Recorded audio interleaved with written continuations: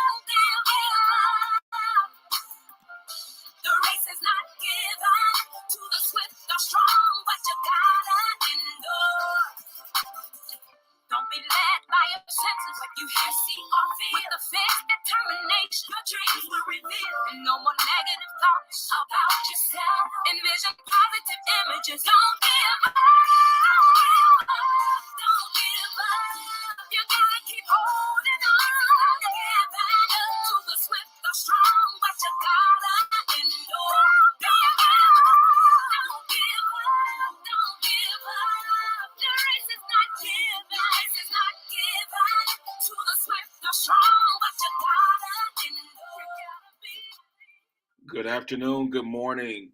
Thank you for tuning in. This is Something to Think About broadcast. I am your host, Apostle Aaron Randall. I am also known as Ace in the business world. For those of you that are on Facebook Live, YouTube, Twitter, and Instagram, please ping your followers, share your followers in the room. We're getting started, and we're gonna dive into this conversation. You are in the PHWD Challenge room. What does PHWD Challenge stand for? It is Purpose, Health, and Wealth Decade Challenge. When you pursue after your purpose, health, and wealth over the next decade, is going to shift the trajectory of your entire life, and not only your life, but for generations to come. And so we are in our 8th installment of this challenge. We have been kind of bouncing around based off of, some different inspirational things, but still fitting for the topic. And so we are back on the PHWD Challenge. For those of you that are in Clubhouse, you are definitely welcome to join on the stage and be a part of this conversation, this dialogue. For those of you that are listening and watching via YouTube, Twitter, and Facebook, you can feel free to post your comments on the screen, and I will definitely respond to them as they come in, if they do come in. And if they don't come in, I do apologize, because we are streaming on 9 different platforms at the same time. It's a possibility that some of the messages might not come through, but nevertheless, you are welcome to join us over here verbally in the conversation here on Clubhouse. If you look in the link in the description, it will give you a direct link to to Clubhouse. You can create a profile, come on over and join us over here on Clubhouse so you can be a part of the conversation and dialogue. What is PHWD Challenge? Let me just explain this for some of you all that are new to this broadcast and new to this live.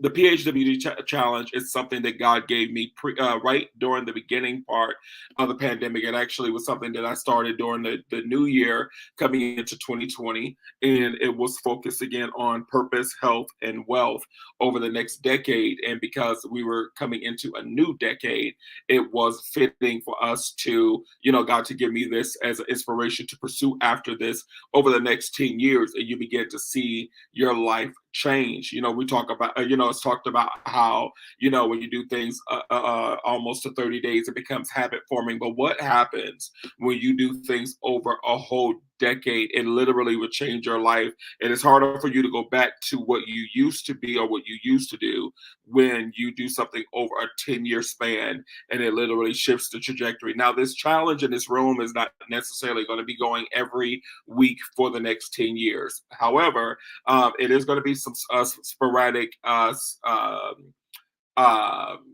seasons that I will come on and do for a certain amount of months, just to kind of give you that reboost, that focus, that charge, and that inspiration.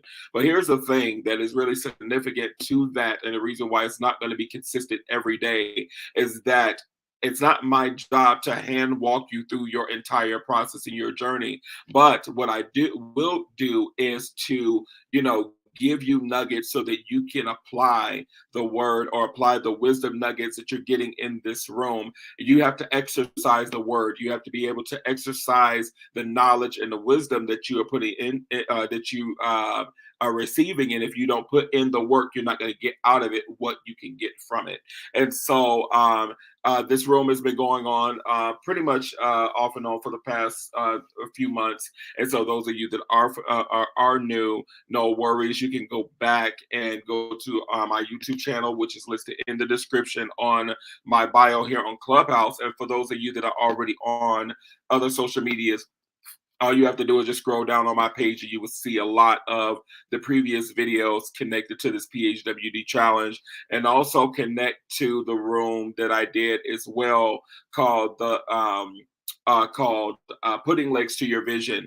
It is also in connection to this PHWD challenge. It actually is a sister focus to the PHWD challenge. And so now I'm bringing it all back into full scope of both of all those perspectives, from health wise to purpose wise and to wealth wise, and not just on one focus. So let's kind of get started. Let's get into this room. I know I'm used to doing my rooms on Fridays at 8 p.m. Eastern Standard Time, but my time has been very, very busy and very, very hectic.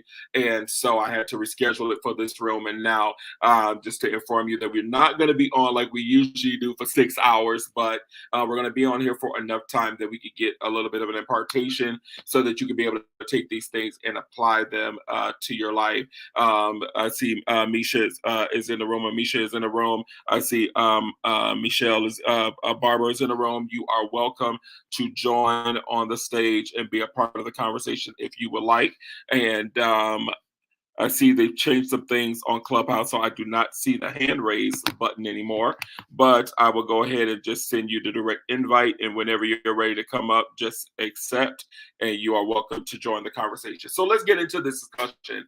Let's get into this talk. I'm going to start some things off and give you some perspective of what this room is focused on today. And then what I do always is I always open it up for dialogue and for conversation so that we can all be a part of this conversation and this journey. I don't want you to just hear from me. This is not a church sermon. I'm not here to preach to you, but I want this to be a topic of conversation so that you can be able to apply these things to your life. So the focus that we're talking about today in the PHWT challenge is entitled Failure Without Attempts. Now, there's a list of things that I'm going to be going over with this. So if you do have a pen and paper handy that you want to take some notes and you want to apply these things to your life, I admonish you to do so. It's going to really be of a blessing. It's really going to be a help to you in your process and your journey. This is not only attached to your purpose, health, and wealth, but this is attached to life journey as well. And so I want this to be able to be of an impartation into your life, and let this be of a blessing to you. So the concept is failure without attempts. Why did I say attempts with an S instead of failure without an attempt? That's what I initially said. But the revelation that I got out of that is if at first you don't succeed, try again. And sometimes we make one attempt and we give up. We don't follow through, or we don't stay consistent. And to do this PHWD challenge is really important for your consistency in order for you to get the results that you're looking for out of this challenge and what it is to impart into your life. So failure without attempts. And so it breeds a lot of things. And so I'm going to go through the whole entire list, but I'm going to break them down individually so that we can get a full scope and a full understanding of what this is. So the first one is failure without attempts activates self-sabotage. I'm going to say it again. Failure without attempts activates self-sabotage. Failure is number two. Failure without attempts increases the spirit of fear. Failure without attempts increases the spirit of fear. Number three, failure without attempts produces laziness. Failure without attempts produces laziness. Number four, failure without attempts enlarges procrastination. Failure without attempts enlarges procrastination. Number five, failure without attempts motivates doubt. Failure without attempts motivates doubt. Number six, failure without attempts kills potential relationships. Failure without attempts kills potential relationships. Number seven, failure without attempts blocks future partnerships. Failure without attempts blocks future partnerships. Failure without attempts, number eight, confirms lack of confidence. Failure without attempts confirms lack of confidence. Failures, number nine, failure without attempts drives unwillingness to take a risk. Failure without attempts drives the unwillingness to take a risk. Number 10, I think I said, yes, number 9, number 10. Failure without attempts fuels stagnation. Failure without attempts fuels stagnation. Number 11, failure without attempts unlocks the spirit of rebellion. Failure without attempts unlocks the spirit of rebellion. And number 12, failure without attempts keeps you comfortable in staying uncomfortable. Failure without attempts keeps you comfortable staying uncomfortable. Now, if you missed them, don't worry. I'm going to break these down individually, and to break this thing down, because failure without attempts is something that a lot of us struggle with. We use excuses, we use assumptions, we use fear, we use lazy, we use all these things that keeps us from being motivated to make an attempt or make attempts because sometimes we might even make that first attempt, but because it doesn't come out the way we expected it to, or we don't get the results that we're looking for, then we don't continue moving forward. I say this all the time about us, people that are prophetic in nature, that God gives you a vision and you know what the end goal and objective is. A lot of times, the reason why we don't move forward is we expect that when we put our hands to do something the first time, it's supposed to miraculously come out perfect every time because you have a relationship with God. And I'm sorry to say this to you, but that's not how it always works. You know, there is a work ethic. There is a stick-to-itiveness. There is a see it through to the finish that is required in order for you to get to a place called there, a place called destiny, a place called the finish line. No runner stands at the start gate and say, I decree and declare that my body is going to lift up off the ground and automatically cross the finish line without work, without a sprint, without a run, without even being physically fatigued. But there has to be an attempt, a charge, a motivation to get up and go. And if you don't get up and go, and you do not make the attempts, then it breeds it breeds these different things that I'm breaking down in this list and this focus topic today. And why am I talking about this? Is because if you do not deal with these things that are individually in your life that is keeping you from failure to make attempts, then you're never going to succeed at what the end goal or the purpose that is intended for your life, or that business juncture, or that purpose, or those health goals, or losing weight, or being exactly what you're meant to fulfill in the earth. You have to make attempts. You have to make the moves in order for you to get to the finish line or the finish objective.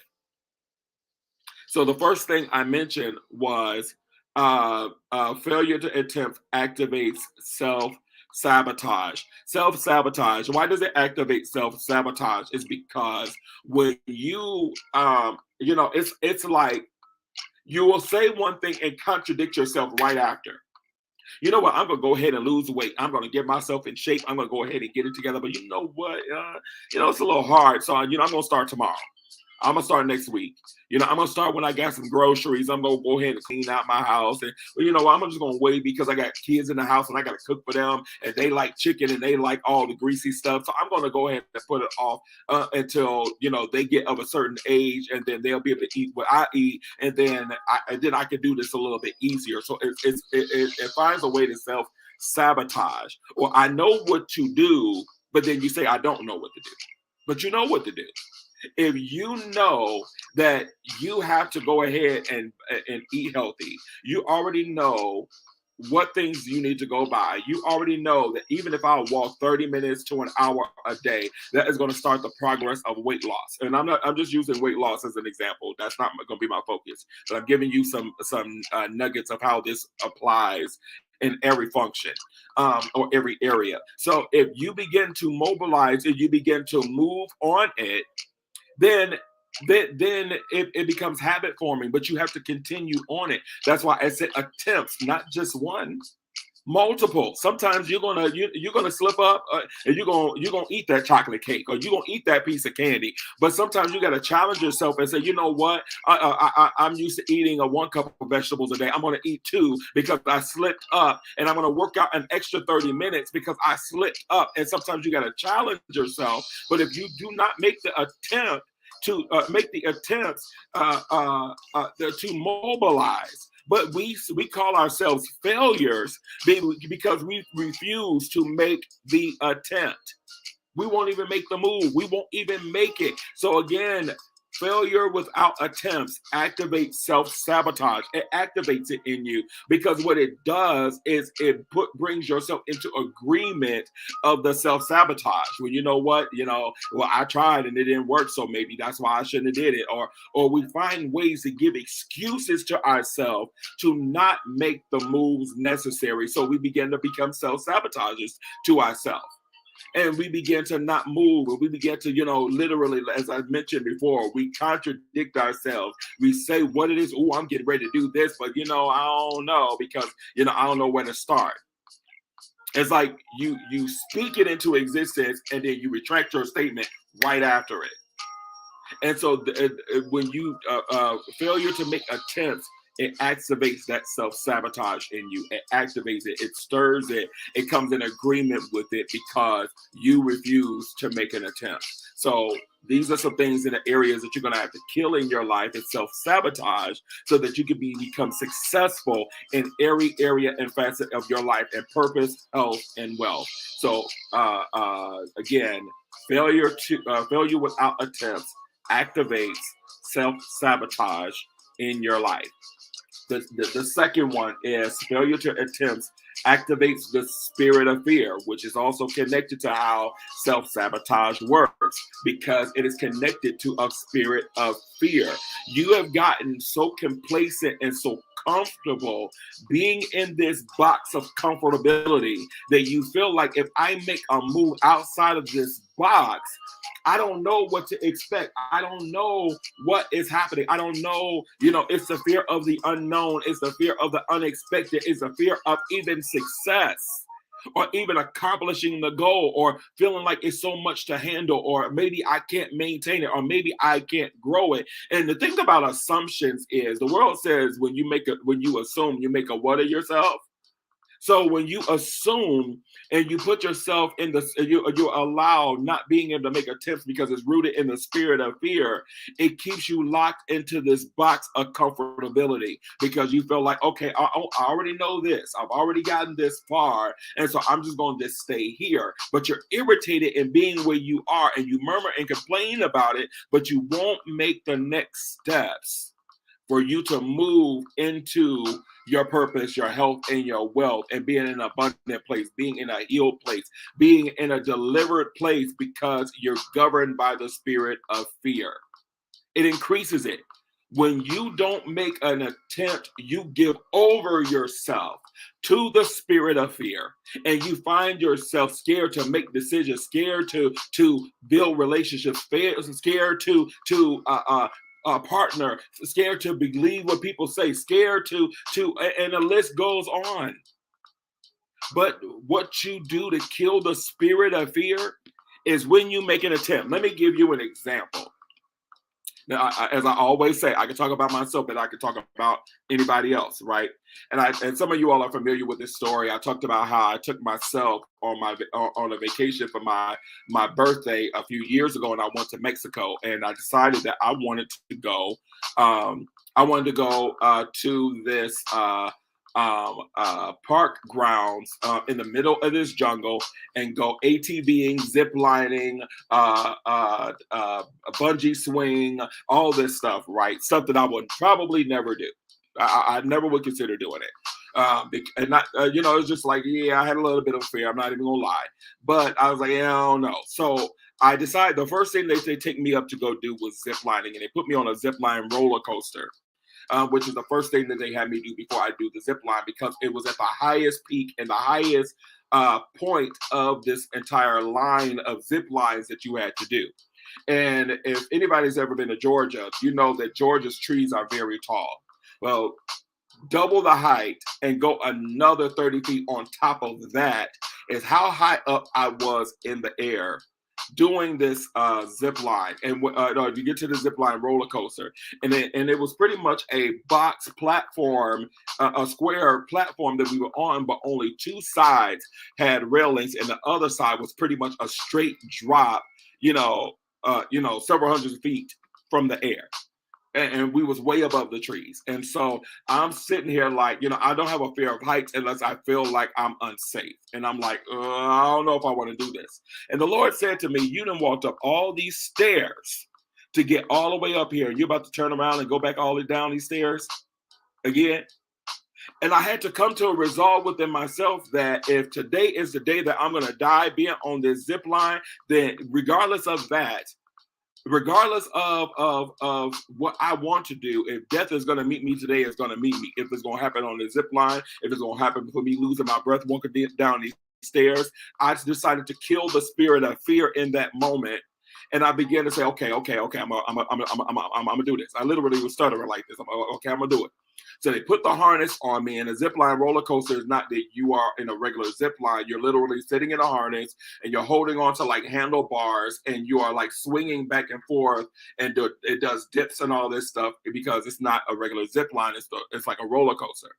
And so they put me on it, and I'm literally sitting on the edge of this ledge, and I'm like, I can literally see down to my death, you know. And so they was like, okay, you ready? I was like, no, I ain't ready yet, and what have you. And then I was like, yeah, go, okay, go. And I was like, no. Before I could get the no out, they pushed me out. And if anybody's seen the movie The Fifth Element with Chris Tucker screaming like a girl, I was Chris Tucker in that moment. I was screaming like a girl to the highest pitch tone I could scream. And I was screaming, and then I came to myself and I began to laugh at my own self because I said, you have lost your rabid mind. You are out here screaming like a girl at the top of these trees, and you're not even enjoying the moment.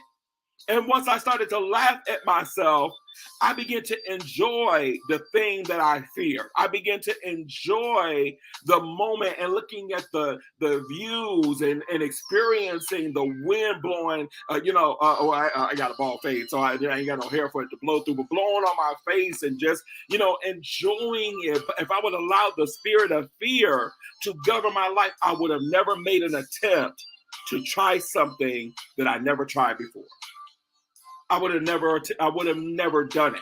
I would have got all the way up there, wasted my money, and said, "No, I'm just gonna wait for the truck, the van to take me back to my hotel, my resort." But I decided to kill the spirit of fear and to take a risk. And I say, if I die today, then I die today. It's just what it is. And after I accomplished the first one, which is the roller coaster, I had to do 12 more zip lines to get back down to the ground. And so when I did the first one, the second one was nothing.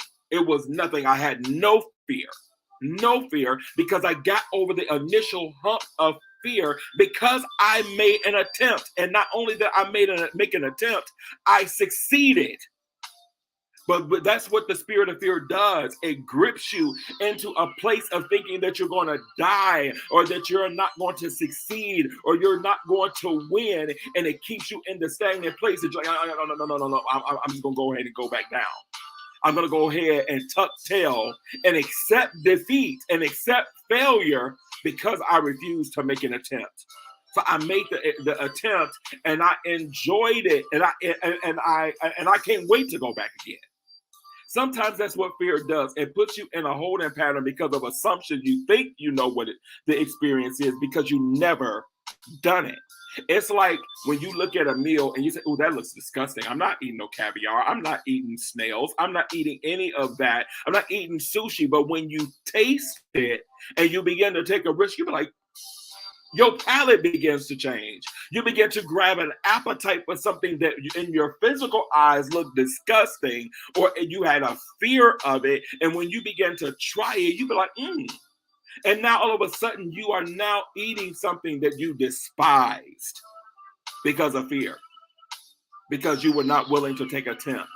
So the spirit of fear, when you do not make an attempt, when you fail without failure without attempts, increases the spirit of fear in your life. You got to kill it.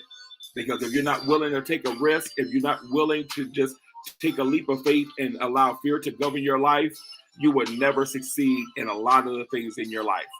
Because you're not going to know all the details. You're not going to know every step of the process. But when you submit to the process and just yield, you're going to be able to see that you're going to become more fearless than fearful. So again, failure without attempts increases the spirit of fear. Number 3, failure without attempts produces laziness. Now, before I go over this, let me go ahead and reset the room because we do have some new faces and some new listeners coming in on here on Clubhouse, YouTube, and Twitter. Thank you for coming in to the Something to Think About broadcast. I am your host, Apostle Aaron Randall. I'm also known as Ace in the business world. You are in the room called the PHWD Challenge, which stands for Purpose, Health, and Wealth Decade Challenge. Pursuing after your purpose, health, and wealth over the next decade will shift the trajectory of your entire life. And so our focus topic today is talking about failure without attempts. And so I gave over 12 lists of different ones. And so for you, those of you that are coming in, no worries. I am going to recap over some of these or what have you, but begin to note them down as we're going. The first one was failure without attempts activates sabotage. I'm sorry, self-sabotage. Excuse me. Failure without attempts activates self-sabotage. The second one that I went over is failure without attempts activates the spirit of fear. Those are the two that we went over so far.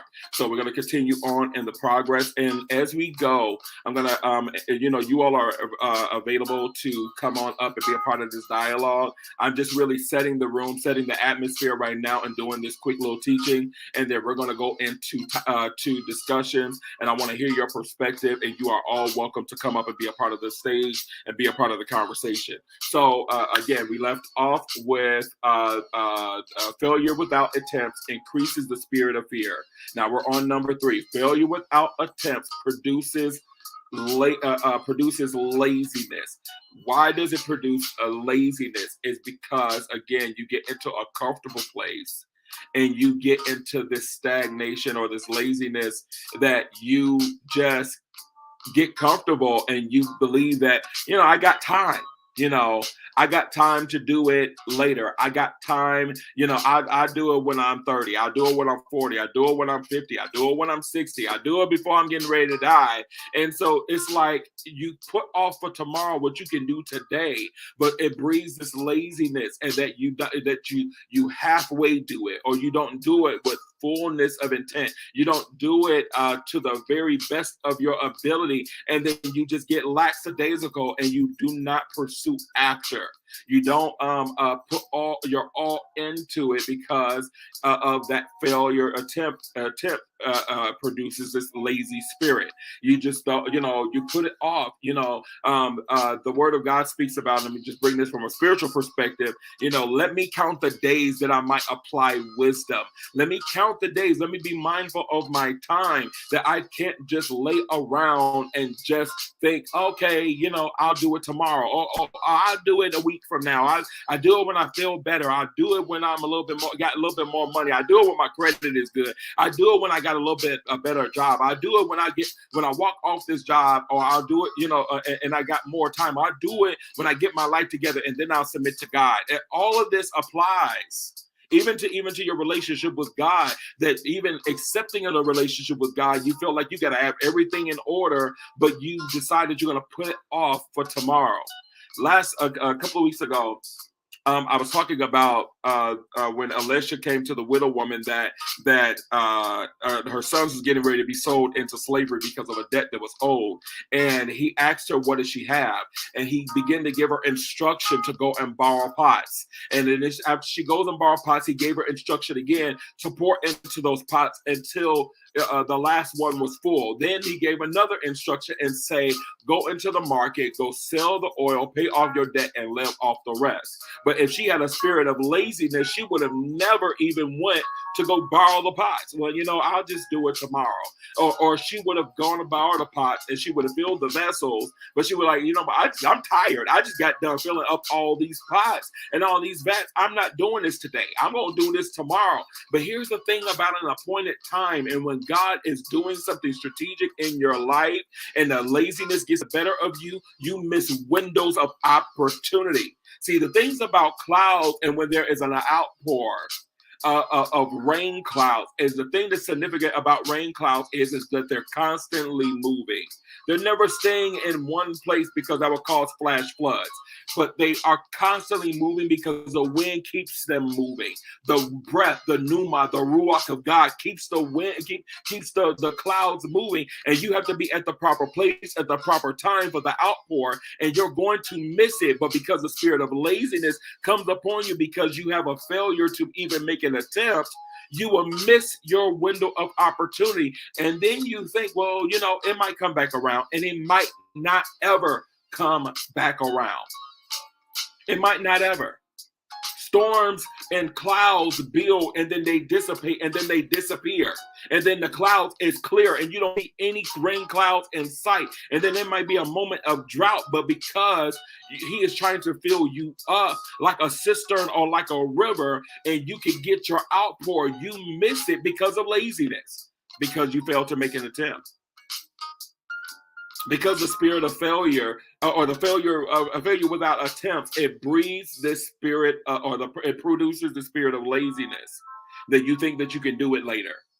And this is really significant in wanting to be successful in your purpose, health, and your wealth, is you cannot allow laziness to be a factor of function in your life.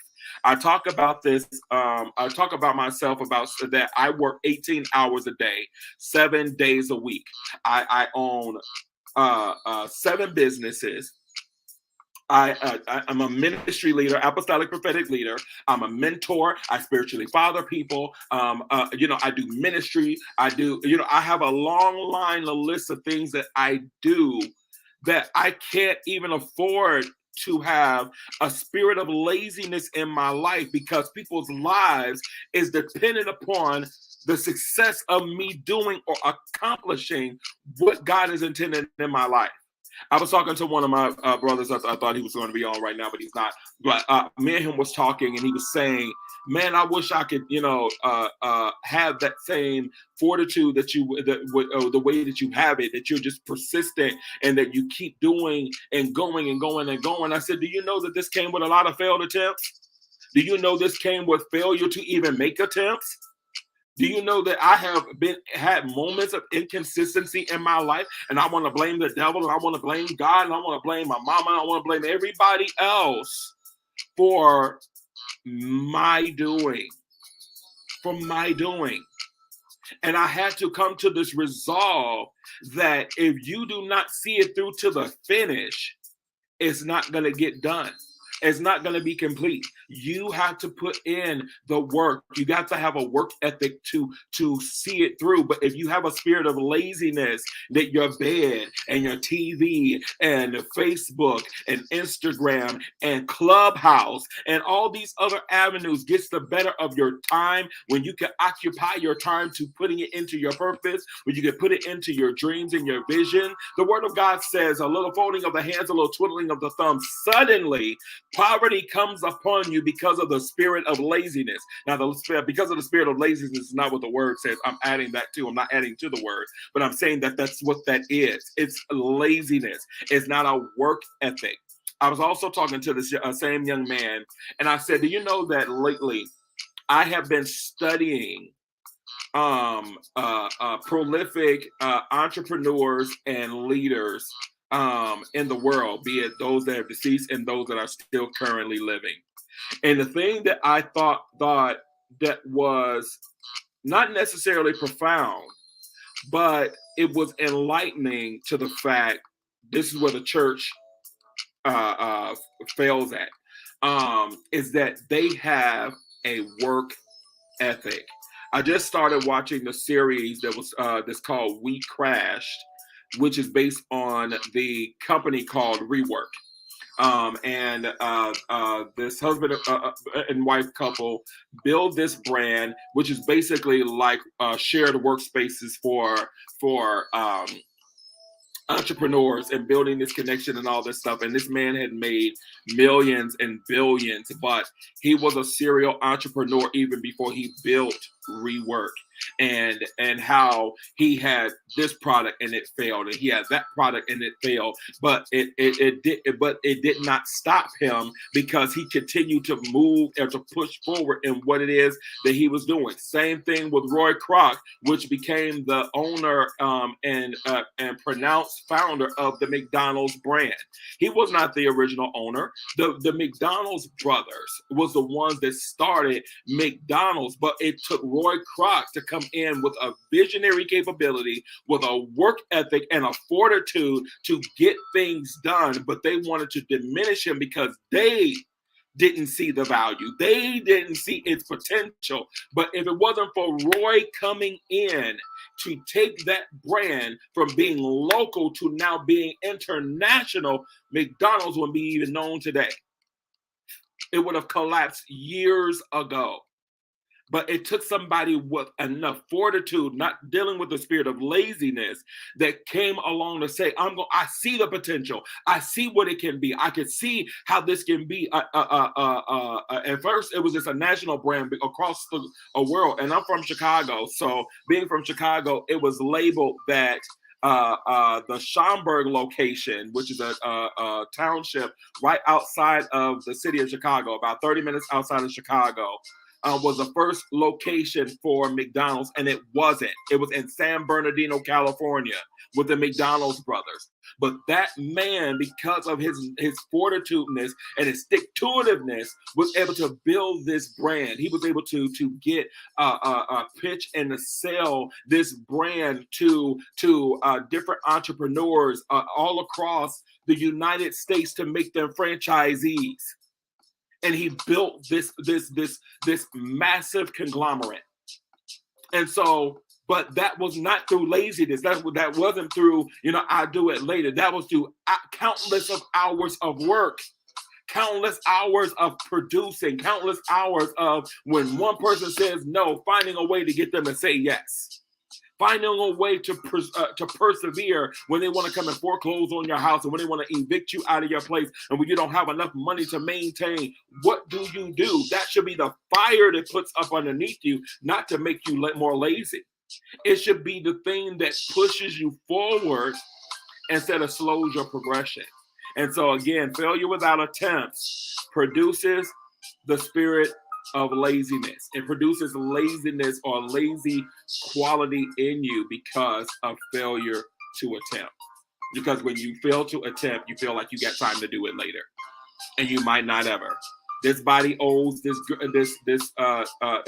old a grave. It's old death. We are not eternal creatures in these bodies.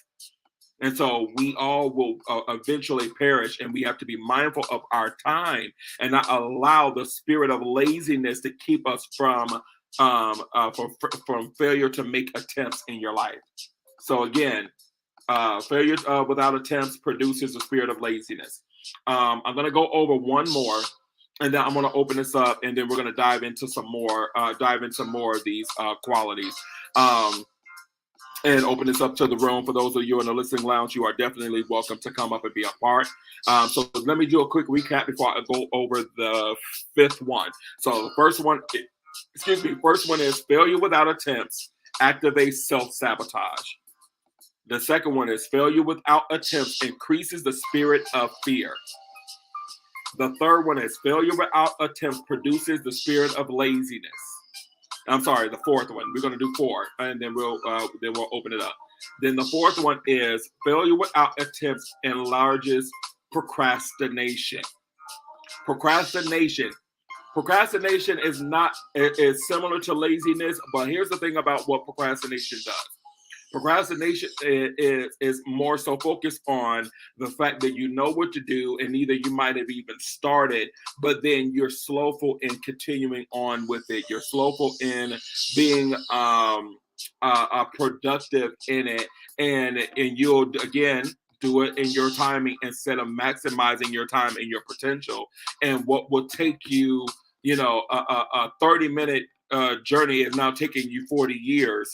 Because you're procrastinating, you're putting it off. Okay, I'm gonna do it tomorrow, but I am gonna do it, and then you do it but then you do it halfway. You don't put your all into it. So you procrastinate. You get a little lackadaisical with it. You're not putting all of your energy and your efforts into it. And so failure without attempt is what's going to cause that procrastination.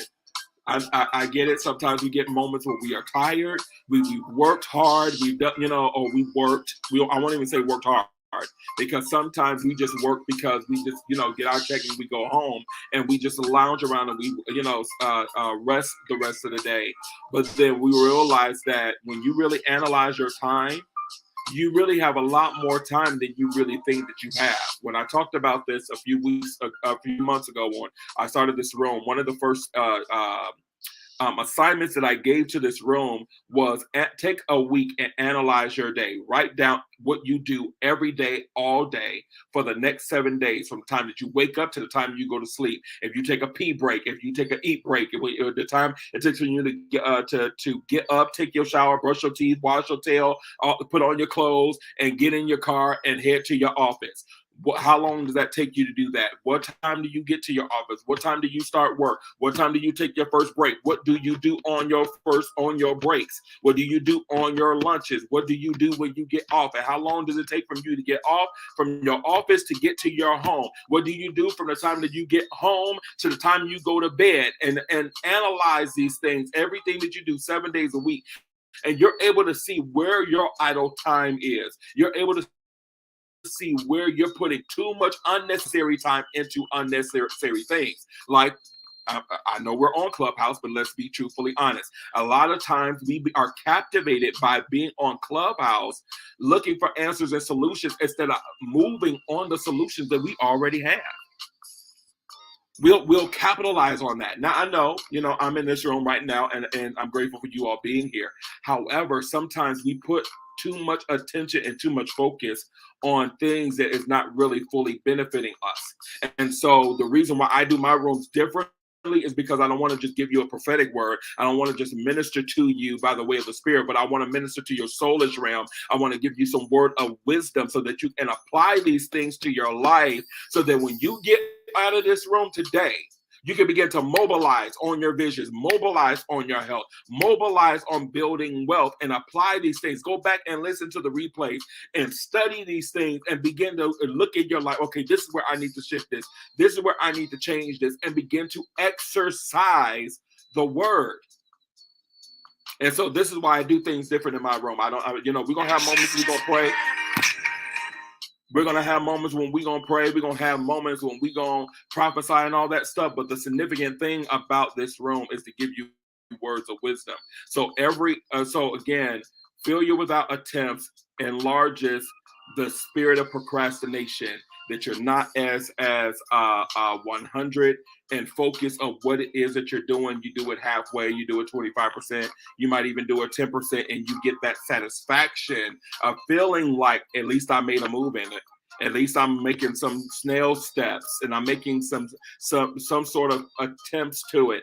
But procrastination is what's going to keep you from getting to the end goal. It's going to enlarge your process and your time of getting to your end destination and not accomplishing what you are meant to fulfill.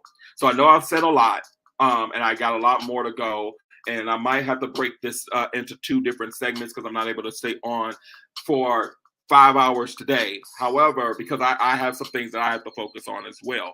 But I want to open this up in this room and trying to go over these topics again, just to recap what we just talked about. We talked about failure without attempts activates the self-sabotage. Failure without attempts increases the spirit of fear.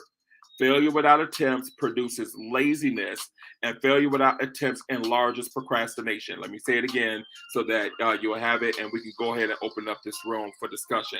And it's going to be popcorn style. Anybody can jump in.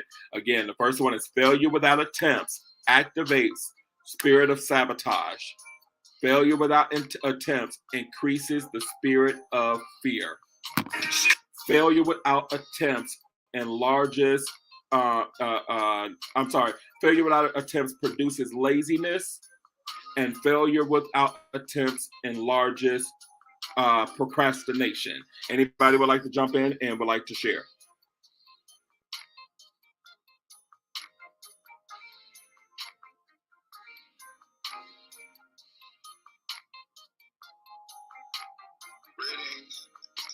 Kevin. Hey, my brother Ace. Hello, everybody. Hey. Glad to be here. I have so much that I can relate to everything that you've said. As a result of, excuse me, as a result of the way I grew up, being molested and having very low self-esteem, I saw myself as a victim in everything. And that mentality is spilled over into every area of my life. And I had a failure of success and a failure of failure. And so I became what I always called a professional procrastinator. And what is a professional procrastinator? I had all these ideas, all these visions. I'm going to do this, I'm going to do this. And I never, ever completed any of it. And it took my very best friend to bring awareness to it. One day I was just going in. Oh, I'm going to do this. And she said, just stop. And I said, what? She said, as long as I've been knowing you for, X amount of years, and ever since I've known you, you always talking about what you're going to do, and you never do any of it. You're just a bunch of hot air. And it hit me like a ton of bricks. I realized that I was just all talk. And the amazing thing is one act of faith can shift your whole mindset. And so I'm saying all this to say, after all the abuse and everything I went through, the Lord told me to write a book. And it was the first time that I took on a project, and I was 100% committed that I was going to do this no matter what the obstacles, no matter how long it took, no matter how much money it took, no matter if I had support, if I didn't, I was going to do this. And I'm telling you, when I wrote the book, the sense of accomplishment that I felt has shifted my life. Now there's nothing, you can't tell me anything that I can't do because I've seen the fruit of it. But it started with me changing my mindset to say, why can't I write a book? Why can't I start a business? Why can't I do anything that I've set my mind to? And I'm going to give you a really quick praise report and I'm done. So God has given me an idea for an internet business. And it's one of those things, when God gives you something, it won't go away. And so no matter what I did, I could not stop thinking about this idea that he gave me. So the next step was, I was saying, well, God, I don't know anything about this. I don't know how to get it started, who to connect with, and everything like that. But I still had the faith to know that if God gave me this idea, some kind of way, somehow, it's going to come together. So what did I do? I didn't sit around and say, oh, the idea is just going to fall out of heaven. Oh, the money's going to fall out of the sanctified clouds. No, what did I do? I did what I could do. I start researching. I start looking at the type of businesses. I start looking at the pros and the cons, the fees involved, the licensing, all these things. I put myself in the position. But guess what? I still didn't know how it was going to come together, but I knew I was doing all that I could to, get in position. Guess what? God sent somebody my way, and she does exactly what I need. Her business is she helps people to start online businesses. Now, guess what? The favor of God. Now, because I was busy doing, because I was doing what I could do, God blessed the rest. Guess what she told me? She said, the Lord told me to help you start your business, but he told me not to charge you. I said, wait a minute, what? She said, he told me not to charge you one thin dime. He told me just to sow into your life. I can't make this stuff up. So what am I saying? What I'm saying is, when you do what you're supposed to do, if it's a God idea, he's going to make it happen the way he wants. You're not necessarily going to know where the money's coming from. You don't necessarily going to know who you're supposed to connect with, but just being obedient and being faithful and doing the little bit that you can, instead of saying, well, I don't have any money, so I no need to be looking, it no need to be looking for information because I don't have the money. I don't know who I'm gonna connect with, so why bother? No, do what you can, and I love my plane. Good stuff. Good stuff. I'm telling you, this is important. This is really, really valuable information and valuable to the success of your progressiveness and your purpose and your health and your wealth. And let me say this before I go ahead and let the next person say this. I'm here. I want you to hear me by the way of the spirit and not hear me from your flesh. I know that even how I might be saying this to you might sound abrasive, and I need it to be. The reason why I need it to be abrasive is because I'm not coming as your ace boon coon. I ain't coming as your friend. I'm coming as an apostolic leader. I'm coming as a drill sergeant. I'm coming as a motivator. I'm coming as a motivational coach to you to say, look, these are the things what is preventing your life from being progressive, from getting to where you need to be. And we all struggle in this. I don't care how good and how successful and all this stuff you think that you are or you have accomplished. We all struggle in these areas at some point in our lives. And even listening to this, the Holy Spirit will bring this back to your remembrance when you come upon the spirit of fear or laziness or procrastination or doubt or when it challenges your friendships or your relationships or you have lack of confidence in yourself or you're scared to take a risk or you you dealing with the stagnation or rebellion or being comfortable being in an uncomfortable place. It's going to come back to you and the Holy Spirit will bring back to you like, no, focus, line it back up. Nope, keep making those attempts and you're going to begin to see the shifts and you're going to begin to make those changes. But again, it starts with you. It starts in your mind. It starts in you making those moves. So this is really, really good stuff. Anybody else want to jump in?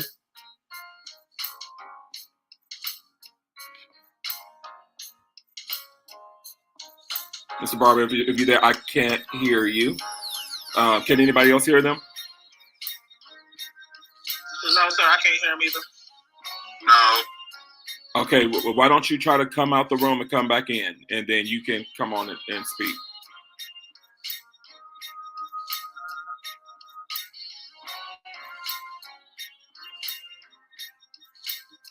All right. So I'm just gonna keep it going for the moment while okay, he's back. Okay, go ahead.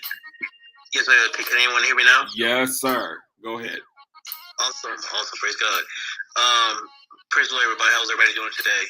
Wonderful. Awesome. I've been an artist since age 3. You name it, I can do it, and I thank God for that kind of confidence. But I have to say, I'm 47 years old, and my mom. I'm not gonna get my biology, but I'm just gonna be straight to the point. The point is that this is really on time for me right now because of the fact that when I was with the Lord this morning praying, he kept playing a gospel song in my head, by Hezekiah Walker called "Things Are Gonna Get Better." And yes. I'm saying to myself, okay, so what's about to happen? Because my closest friend, she's about to get married in the near future, and I'm gonna be like I'm telling the Lord, I want to be completely alone. What do I do now? But the thing about it, God, you have to remember, you can't put God in a box, and you can't count yourself out because God didn't count you out. So I have a lot of talents that I can glorify God with. Again, visual arts, voice talent, and the only thing I need is just direction from the Lord on what to do. And so this room popped up on my phone, and so out of faith, I just decided to listen to it. And lo and behold, I did not even consider that there are other people that have callings that are in the same boat as I am. So, nevertheless, as I'm jotting down notes, self-sabotage and laziness and procrastination are the ones which I have to be honest stood out for me. Because of the fact that I didn't always have the kind of push that I needed. Yeah, I mean, I'm not gonna blame everything on folks or whatever, but yeah, I mean, I got complacent. Should have been out and about long ago, but I thank God right now that I believe that this is yet another opportunity, and that whatever He decides to put in front of me, I have to make up in my mind that number one, He doesn't put anything in front of you so great that you can't handle, because He's there for you and with you. The only thing you need to do is just step out. Just like when Peter asked Christ, Lord, if you would permit me to step out of the boat, He said, I permit you. Now, Peter was the only human being in history that was walking on water. But because he got distracted by the melees and the storm around him, he got his eyes off God and began to sink, just like us. I got my mind off of the Lord, thinking big time, looking at things I should have been looking at, being with people that I should have let go a long time ago of. Yes. But I just really want to thank God that, number one, this is another opportunity for me to really learn, get back on track. And as I asked the Lord, if I could go back in time somehow, Father, I will show you that I would have stayed on track. And I believe that this is a weird way, kind of going back in time on my behalf, so that I can now get back on the track I would have been and keep going into the victory that He has in store for me and also for everybody. So I want to say thank God for you, and whatever God puts in your, I'm a watchman. So whatever God puts in your heart about me, please speak. I'll give you permission. Thank you again for this opportunity. Indeed, absolutely. Thank you so much for coming in. Is this your first time coming in the room? Your name looks familiar, but is this your first time? Yes, this is my first time. Well, you are welcome anytime. I usually typically do my rooms on Friday. I just rescheduled it for today, but you are definitely welcome to come up and be a part and to share anytime. I greatly appreciate you adding value, and absolutely, God moves freely in this atmosphere, in this space, and whatever God speaks, He's going to speak. I want to say this to what he said about wanting to go back in time and to do things differently. The significant thing about that, and unfortunately, we have not the technology to do that. But here's the thing, that God can redeem the time that the cankerworm, the palmerworm, and the locust that has devoured. And He can restore unto you the years, and He can redeem this time. And what you thought of the time that you missed, you can do within an hour, you can do within a year, you can do what you could have taken 10 years to do. And so I just wanted just to encourage you with that. Don't look at the time lost, because even with the failed attempts, and sometimes we feel like, man, time got, and that's another one that I should have added about the time. We feel like the time got the better of us. I'm getting too old. I'm getting, a little weak in my body. I don't have the stamina and the fortitude to do it anymore like if I would have did it in my 20s. But God can restore the years. He can restore your body. He can bring you to a level of health. That's what this whole challenge is about purpose, health, and wealth. And He can restore you in your totality to accomplish everything that you're meant to do and meant to be. Here's the thing that I also want to encourage you about, is everything isn't about an appointed time. You might have thought time got the better of you. You might have thought that you wasted time, but it could be exactly that this is the pivotal moment that God is doing this thing for you right here and right now. Make sense? Amen. You see what I mean? So I give you a better example, because I had some things that was happening to me about this new venture that I'm working on, and I said to God, like, man, I feel like when I get to this finish line, Lord, I'm not, I'm putting in these hours, and I've been working on this thing consistently every day for the last year and a half, and this is like, Lord, am I ever going to get to the finish line? And the more I feel like I'm getting closer to the finish line, some things that I have been looking into or wanting to do or wanting to have access to back when I started, now it's coming. Now it's opening up. Now the favor. It's like, really, God? Like, I could have been putting the time and energy into this back when, but everything is about an appointed time. Do you know that I had one thing that I looked into And I had reached out to somebody to see if they can produce that for me. And it was like, no, we don't do that. And because I put in the request, they begin to add that to what they do, and it was able to add to my benefit of what I was looking for. It was because it was at the appointed time. See, I wanted to be then because that's when I wanted it then. But sometimes you don't even realize that God is working on your behalf. It's not always no. It might be not now. It might be later. And sometimes God works on what your request is. Word of God even talks about that. I heard you the first time, but there was a war going on in the heavenlies, in the stratospheres, where the prince of Persia resides. And there, I heard you the first time, but there was a battle going on to get you your answer and your results. So it doesn't mean that God didn't hear you. It just meant that it's not the appropriate time, or he's going to redeem the time and you're going to recover, and it's going to be exactly what you need, exactly what you want at the moment when it's appropriate. So, and then sometimes we don't even realize that the things that we ask for, we're not even ready for it yet. You might think you're ready for it, but you might not have the knowledge to maintain it, grow it, or to expand it. And so you might want it and desire after it, but you have to go through some things to bring you up to this point now to know how to utilize it when he brings it into your possession. So everything is about an appointed time. God is very strategic. He does things in a chronological order. Everything is about his appointed time. It's about his thoughts and his plans that he has towards us, a peace now to be able to bring us to an expected end. But it's according to him. So I just wanted to just throw that out there for the room in its entirety, because sometimes this is even connected to attempts, because we like, man, I was asking for it and it didn't happen, so I'm not even gonna make an attempt to move in it. And God is like, no, that is what's holding you up from getting what it is that I'm trying to give in your life, because you won't even make the attempt. When you make the attempt and you move in the direction of where he's trying to take you, you move in the direction where the favor is, where the doors are, where the connections are, where access is. But it's not coming to your house knocking on your door.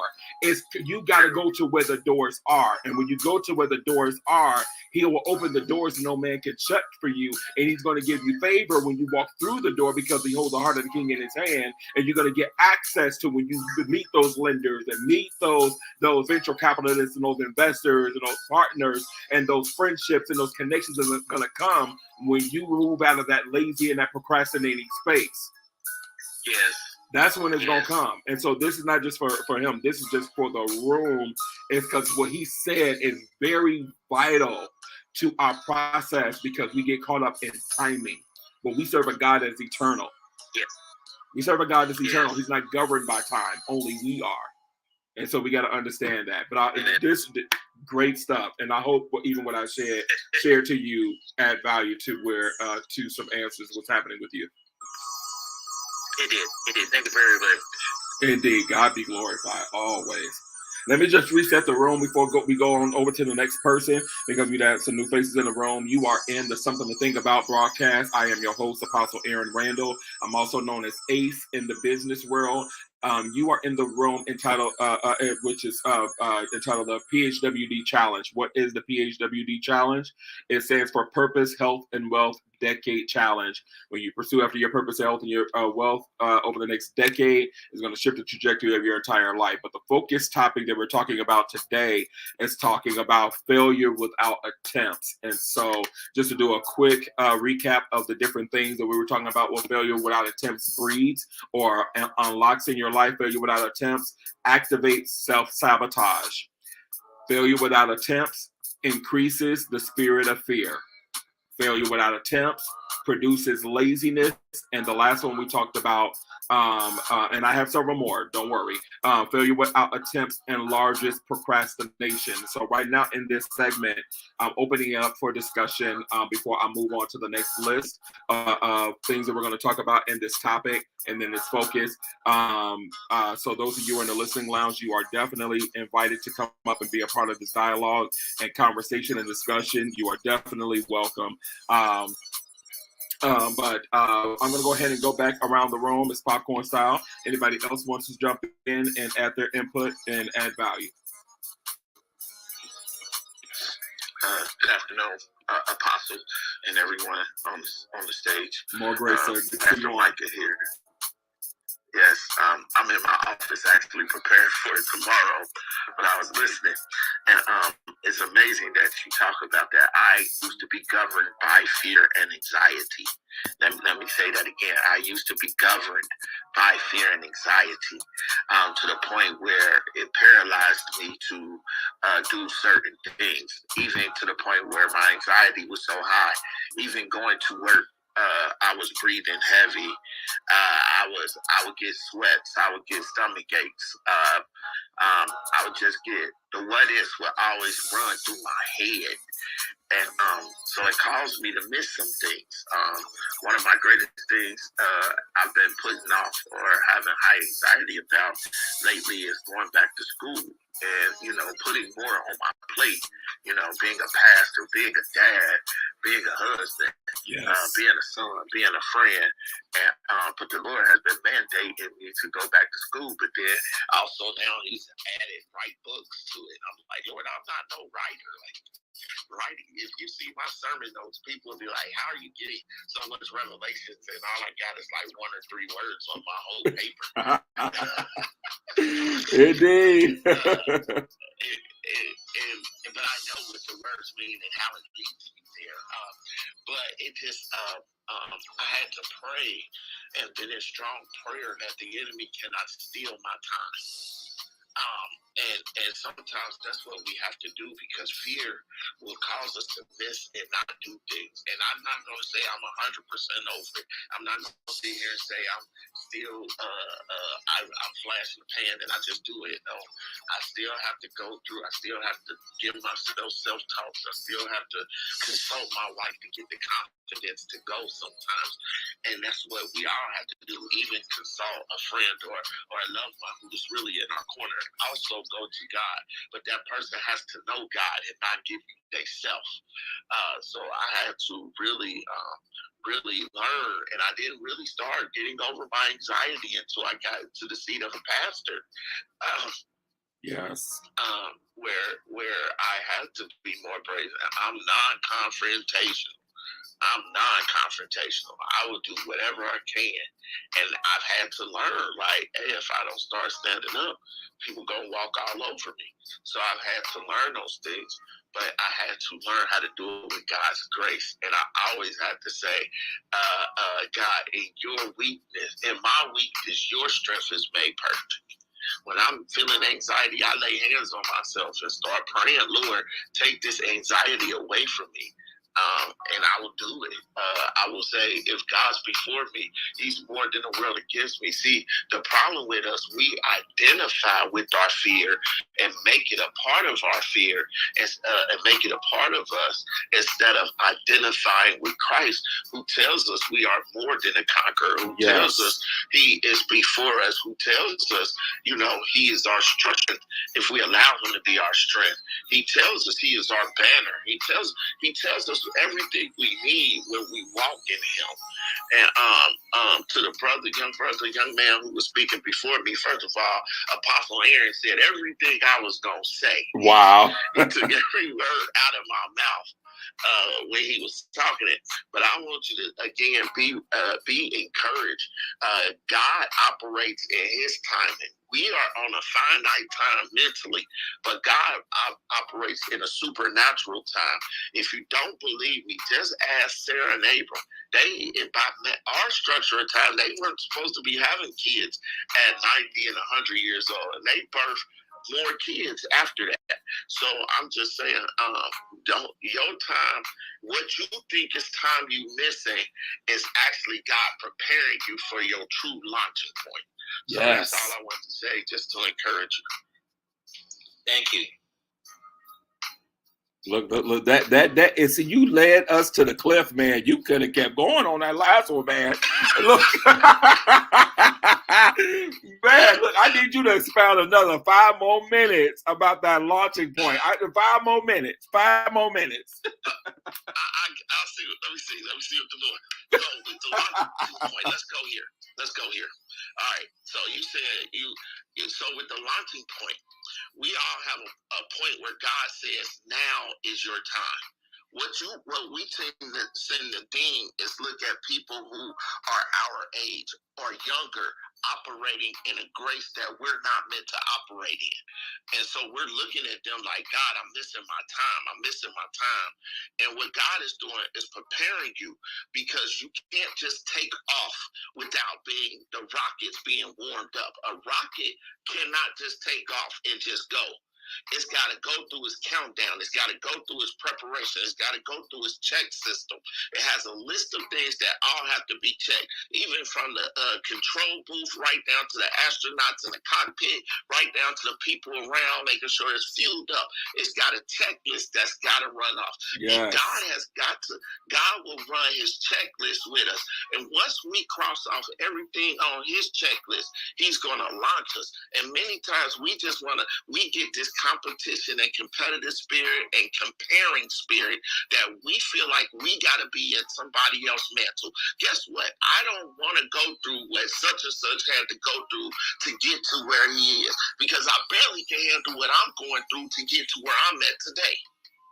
Yes. And what we do is we start wanting to launch out and be as big as some of the big preachers, but we still haven't handled the small place. And we want God to launch us. And God said, in my timing, and when I count you down and I launch you out, it's going to be even bigger than what you think. It may not be the magnitude like a bigger preacher, but your effectiveness. We have to be able to handle the effectiveness in our zone. Amen. And hopefully I touched it enough for you, Apostle. Yes, sir. I'm telling you, here's the reason why I asked you to do that. And I wish my covering was on Apostle Capitoria Wilson. She's one of my coverings and leaders. She was doing a room today, and it's so profound that you use a rocket, because she was talking about this as an example about how whenever a rocket or a shuttle is either ascending or descending, your mathematical equations have to be precise. If not, if you are a degree off, you will miss your target by miles. Not because it's just 1 degree off. It's because you're going to continue to move further out of the direction of the point of direction you're supposed to be, or the pinpoint, or the end destination. If you are off by 1 degree, it continues to move out of position and moves more out of place. And when you don't move in timing, when you move out of sync, when you move in laziness and procrastination, when you have failure attempts, the gust of wind makes a difference. So, anybody has seen the movie about Hidden Figures, and about how they have to be strategic in how they launch, or they can't because of the wind or the gusts, or wind gusts is stronger. That's not going to allow that rocket to take off at the appropriate time. Or when you are descending, everything has to be at a specific point, or you're not going to land at the right destination. You could be in a whole nother state, a whole nother city, a whole nother country, just because you are a degree off. And so that was spot on to what she was talking about earlier, and how significant that if you are not moving strategically, if you're having failure to make attempts, this is what's going to happen. Great stuff. Let me just reset the room for those that are coming in the room, because we have some. Go ahead, Pastor. If you don't mind, I'm about to tag some. That's the problem in the church today. We got so many of us are off by just 1 degree. 1 degree. And it puts us back. And there's some off by 90, and some, never mind, I'm going to stop right there. But we're off by 1 degree. And look how bad we sabotage the kingdom. We sabotage the kingdom by just being 1 degree off and not correcting it. See, God allows us to correct by repentance, but we're not going to get there. But we overdo it. We don't do it and realize our mistakes. We just keep going in that 1 degree, trying to hit a mark that we gonna miss. All right, I'm gonna stop there. I'm telling you, All of this is in line with this focus. All of this is in line with what we're talking about today. This very, very specific and very intentional. So let me just reset this room really quick. Thank you for coming into the Something to Think About broadcast. I am your host, Apostle Aaron Randall. I'm also known as Ace in the business world, and you are in the room entitled PHWD Challenge, which stands for Purpose, Health, and Wealth Decade Challenge. Pursuing after your purpose, health, and wealth over the next decade will shift the trajectory of your entire life. Interesting trajectory, right? Yeah, pun intended. Exactly. So what we're talking about tonight with the this afternoon with this focus for the PHWD challenge is failure without attempts, and this applies towards attempts towards your purpose, health, and wealth. And when you have failure without attempts, not a failure without an attempt, meaning one, but when you have failure without attempts, it activates the spirit of sabotage. It increases the spirit of fear. It produces failure without attempts produces laziness. Failure without attempts enlarges procrastination. Failure without attempts motivates doubt. It kills potential relationships. It blocks future partnerships. Failure without attempts confirms lack of confidence. Failure without attempts drives the unwillingness to take a risk. Failure without attempts fuels stagnation. Failure without attempts unlocks the spirit of rebellion. And failure without attempts keeps you comfortable staying in an uncomfortable place. So I know I said a lot. Don't worry about worry. We're gonna go back over these things again so you can write them down, because that's what we're doing. We're doing a self study today. We're looking at ourselves to wonder why we have failure to attempt to make moves and things and places in our life. And so this is really significant to our progress, significant to us making moves and where God is trying to take us in our life. But if you do not make the attempts, then it's going to fuel these things or enlarge or expose these areas in your life. And so we are just diving into this conversation. The last few ones that we went over, we got more in depth into the ones that we talked about first, so we can kind of keep it in that same flow and that same momentum. We were talking about failure without attempts activates sabotage, increases the spirit of fear, produces laziness, and enlarges procrastination. So those were the four that we are talking about right now. We're still doing popcorn style. I'm going to take a few more, and then we're going to go ahead and dive into a few more of these before we end the room. And I'm going to do a part 2 to continue on in this discussion. So anybody else want to jump in? Yes, listen.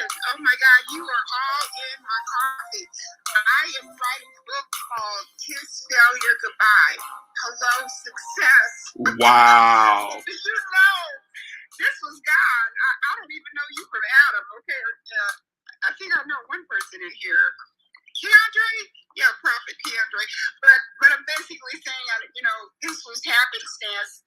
Well, you know what? My footsteps are ordered by the Lord, so I'm supposed to be here. So it's good to kind of get a consensus of what people are thinking in this regard.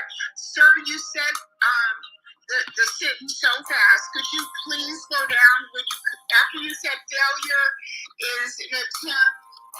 Failure is also an attempt, I think you said, to create sabotage. What was after that? Sabotage? No worries. I'm going to go ahead and go back through them, and I'm going to say them slower for everybody to write them down. So I'm going to. Okay, well, let me let you have the floor back. And then the acronym of the PHWD, was it PHW? Purpose, health, wealth, and what was the D? Decade. Okay. Thank you. I relinquish the floor. It's an honor to be here. God bless you. No problem. Absolutely. God is very strategic in his timing and how he does things. Did you want to share anything, Apostle, before I go ahead and go over those lists of what I just spoke? You sure to me? I just want to listen. I just want to listen. Thank you. No problem. I think Apostle Gray came off mic. Did you want to share something? Yes, absolutely. I'm not sure who pinged me, but I'm so glad to be in the room. So I think I am in between. So I am a mentor to a lot of young apostles and up and coming millennials and Gen Xers.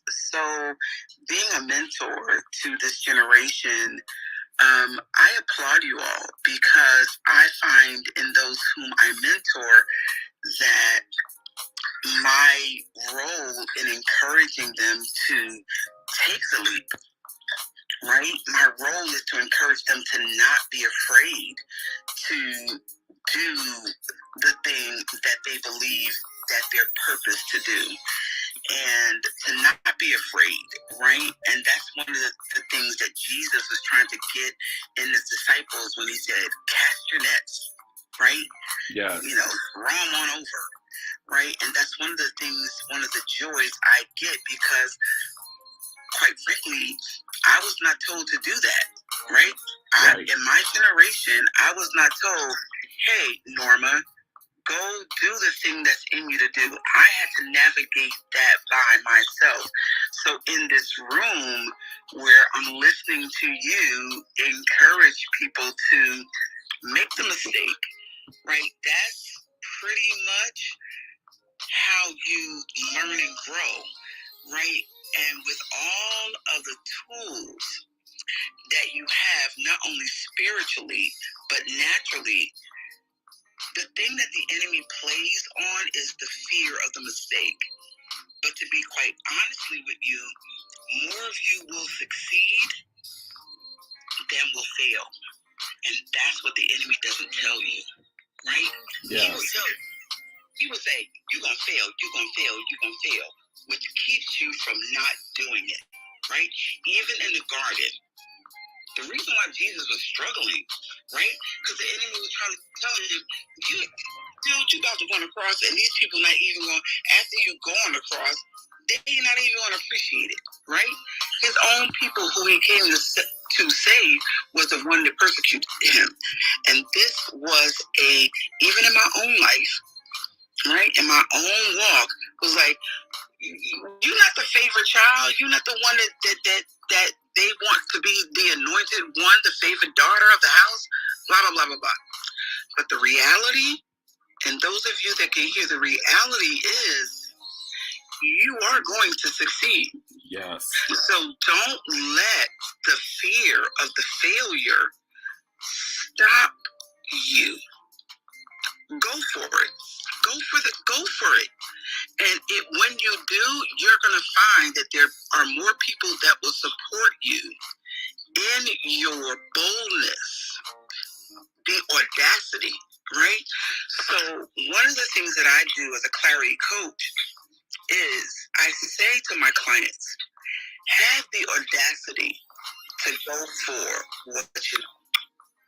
So I'm grateful for this room. I'm grateful for this challenge. And thank you so much for the opportunity to speak.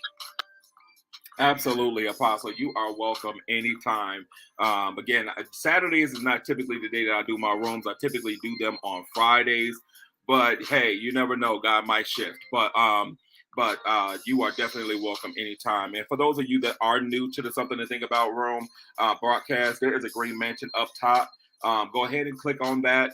Subscribe to this room so that you can get the alerts every time I do this room. I only usually do my rooms through this particular room, so through this particular club. So definitely follow me as well, and I will also follow you as well, so that we can stay connected. But just thank you so much, Apostle, for adding value. Your amazing voice, and what you're saying is exactly why God, one of the reasons why God has given me this to do this, especially for the generations, for the body of Christ, is because we have a lot of fallacy and a lot of lies and deceptions that we have been taught that kept us in this stagnation place.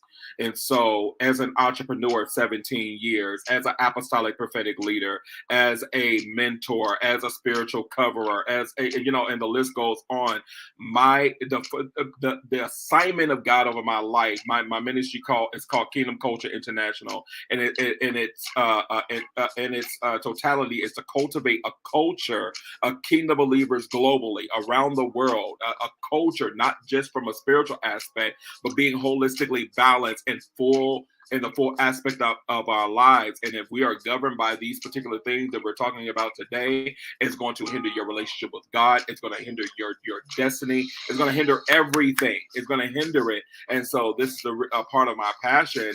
And the assignment that God has given me to do, to enlighten you, to empower you. I don't want to just give you fluff. I don't want to just give you a good feel-good high and give you a prophetic activation, but you have absolutely no clue where to go with it next, how to apply it to your life. And that's why this room is called Something to Think About, is because I want you to think about some things from a different perspective. I want you to take these wisdom nuggets and wisdom gems and apply them to your life so that it can shift the trajectory, so it can shift your mindset, so that you do things better. One of the books, and I haven't been sharing it, but one of the books that we do in this room as a book club is a book called the Secrets of a Millionaire Mind, and it's dealing with a mindset. You got to be renewed. You got to be renewed by your mind. That's where it starts. Where a lot of the lies, the fallacies, the false teachings, the learned behaviors, all of that starts in the mind, and it filters through the heart, and out of the abundance of the heart, the mouth speaks. But what it's speaking might be a language of something that you heard from somebody else, and not what God has intended for your life. And so that's why, as a disruptor, as an apostolic leader, to come and disrupt and dismantle a lot of these walls and barriers and fallacies is to help you to advance, because God wants to see you to your fullest potential. That's why he created you. That's why he put all these hidden talents and hidden treasures in earthen vessels for you to dig and find them, and to realize that he has placed all these things on the inside of you, but it's been covered up by dirt, by filth, by things, lies, and perspectives and things. But now you got to dig through all of that to get to where the gems are, to get to where your fullest potential is, and you have to bring it out of that dirt and dust it off, clean it off, and to bring it into perspective. So this is the reason for this room. And just to bring a quick recap, because one of God want me to go back over the list of what we're talking about in this room. And let's just do a quick reset. You are in the Something to Think About room. Again, I'm your host, Apostle Aaron Randall, and this is the PHWD Challenge room. And we are talking about today from the perspective of failure without attempts. And so there's a list that I'm talking about today, and I went over the first 4, but I'm going to read them slowly so that you can write them down. And if you miss them, no worries, the replay is on. And not only is the replay on, but we are also live on Facebook, YouTube, and Twitter. And so if you miss it here, it is available on replay on YouTube as well, and you'll see the YouTube channel, so you can go back and listen to the previous rooms as well, so that they can be a blessing to your life. But here's the list, and I'm going to say them slower so you can write them down. But the first 4 is what we're talking about right now before we move on to the next few that's in this list. So failure without attempts, number 1, activates sabotage. And activate the spirit of sabotage in your life.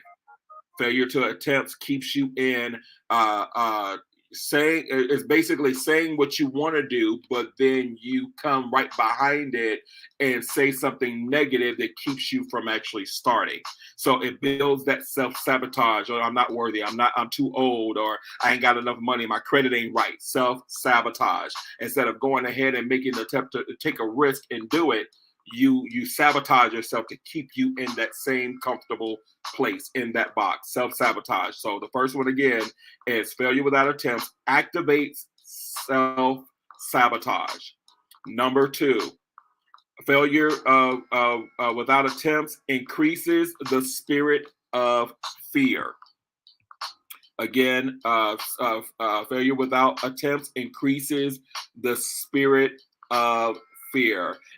Fear governs your life. It won't allow you to move forward because you don't know what the unknown looks like. You got to have every detail. You got to know every step in the piece of the puzzle in order for you to make a move and make an attempt. So you won't take a risk. You won't take a leap. And I gave an example about how I went to Mexico for my birthday, and I climbed up, hundreds of stairs to go above these trees to do zip lining. And I was like, nope, I'm not going to do that. You know, like, no, I'm gonna go all the way down. And God said to me, "You walked up all these stairs to turn around," and I took a risk, and I killed the spirit of fear. I killed self-sabotage, and I began to take that leap. And I said earlier how I was screaming like Chris Tucker did in the movie The Fifth Element, and then I began to laugh at myself and say, "You have lost your mind. Like, are you really on here losing it like this?" And I began to laugh at myself, and then I began to enjoy the thing that I feared. And after I got over the first one, I had to do 12 more zip lines to get down to the ground, and everything was enjoyable because I was able to get over the spirit of fear. So the spirit of fear, the failure without attempts, increases the spirit of fear in your life. Failure to attempt, number 3, failure to attempt produces the spirit of laziness. Laziness. When you don't attempt, it increases that laziness. It produces that in your life that you feel like you can do it later. You can put off for tomorrow what you can put off tomorrow what you can do today. You know, when I get enough money, when I get enough time, when the kids out of the house, when I get to this certain age, when I get to this certain credit score, when I get there, and it builds the laziness, and that you don't move in it, and you just stay stagnant. So again, failure without attempts produces the spirit of laziness. Number 4, failure without attempts enlarges procrastination. Procrastination is not always connected to laziness. Procrastination is that you might have moved on it, but you're not putting forth the full 100% effort. You're putting 10%, 20% instead of giving your all into it, or you're delaying, or, you know, and it could also be connected to fear and laziness, but you're not putting your 100% into it, and you're not staying consistent. So you procrastinate. So it's that, and then also it could be connected to laziness that you won't even start it off. So you'll put it off and like, yeah, I don't know. So also enlarges procrastination. The other ones, I haven't went into the descriptions about them yet, so I'm just going to read them off. So the 5th one is failure. A failure without attempts motivates doubt. Failure without attempts motivates doubt. The 6th one is failure without attempts kills potential relationships. Failures without attempts kills potential relationships. Number 6, failure without attempts blocks future partnerships.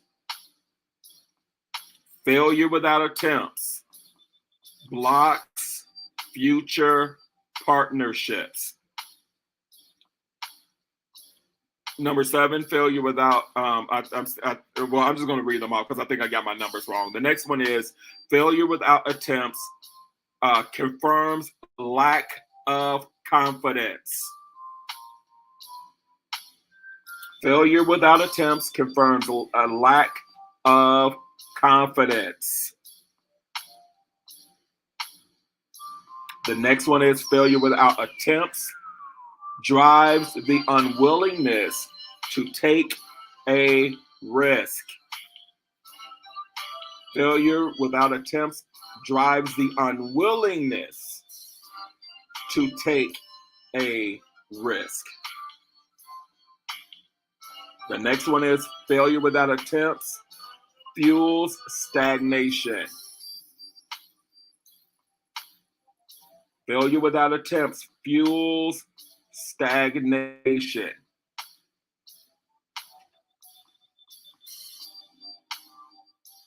The next one is failure without attempts unlocks the spirit of rebellion.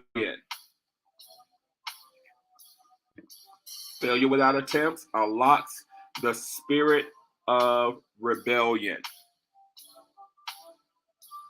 And lastly, failure without attempts makes you comfortable in staying in an uncomfortable place. Gonna say that again. Failure without attempts makes you comfortable staying in an uncomfortable place. So just a quick recap. I'm going to read them off again real fast and make sure you got them. First one, failure without attempts activates self-sabotage. Second one, failure without attempts increases the spirit of fear. Third, failure without attempts produces the spirit of laziness. Failure without attempts enlarges procrastination. Failures without attempts motivates doubt. Failure without attempt kills potential relationships. Failure without attempts blocks future relationships. Failure without attempts confirms lack of confidence. Failure without attempts drives the unwillingness to take a risk or take risks. Failure without attempts fuels stagnation. Failure without attempts unlocks the spirit of rebellion. And lastly, failure without attempts makes you comfortable being in an uncomfortable place. So just to open it back up to the room, the first four, activate stagnation, increases the spirit of fear, produces laziness, and enlarges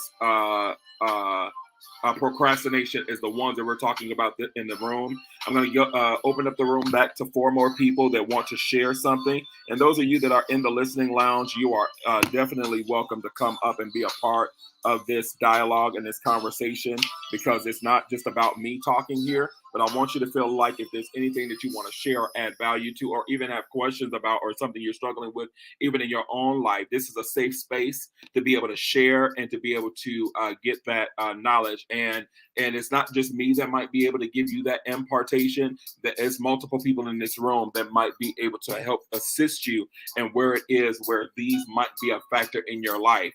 Again, if you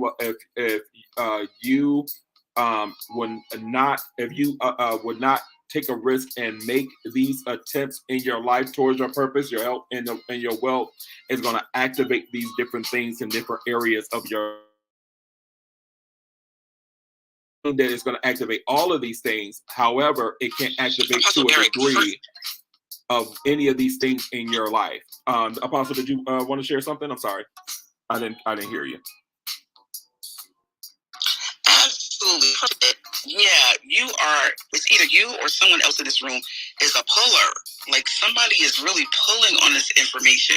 So I'm not sure if it's you, but I like the information you just shared is like so compelling. And it was so compelling that I had to go in my office, and I want to speak to the self-sabotage. And so I have a daily affirmation that I say, and I was compelled to go in my office and get it, right? So this is what I say. And for those of you that are listening right now, and those that will be listening to the replay, this is what I say. There is an adversary designed to foster an environment of lies and accusations against you.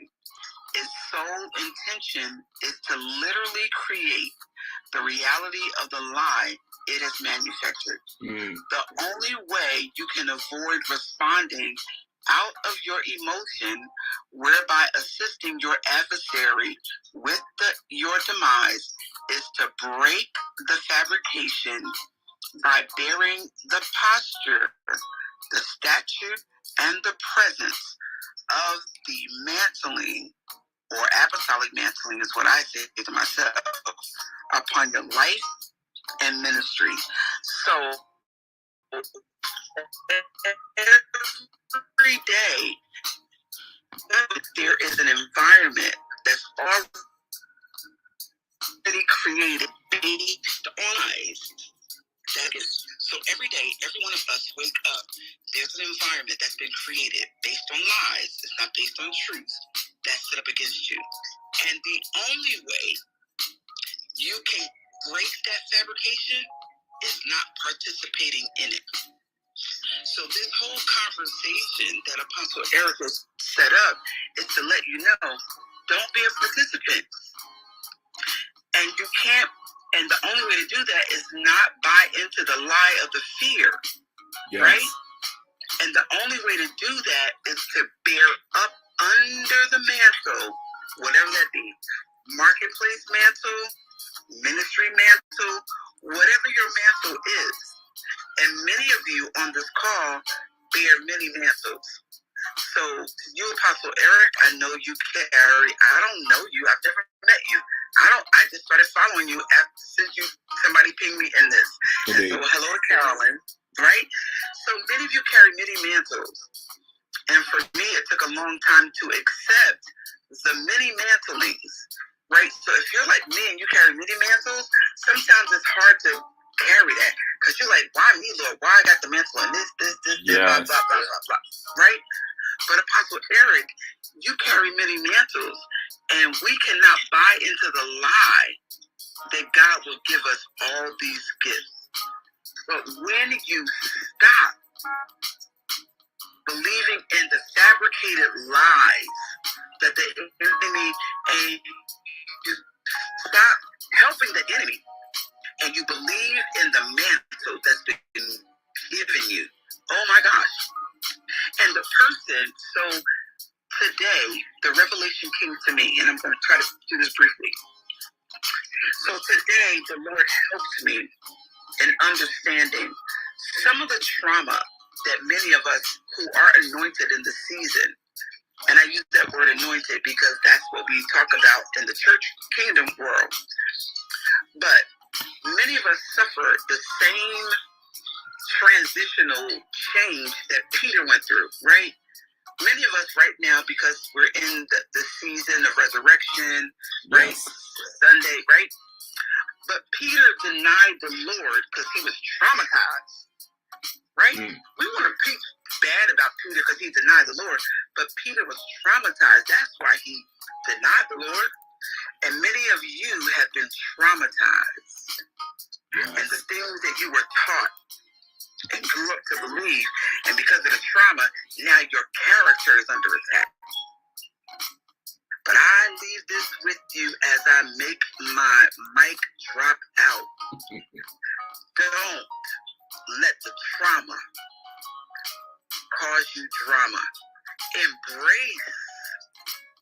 Come on, embrace who it is you've been anointed to be, and don't dummy down your anointing for anyone. Thank you so much, Apostle Eric, for this opportunity to share.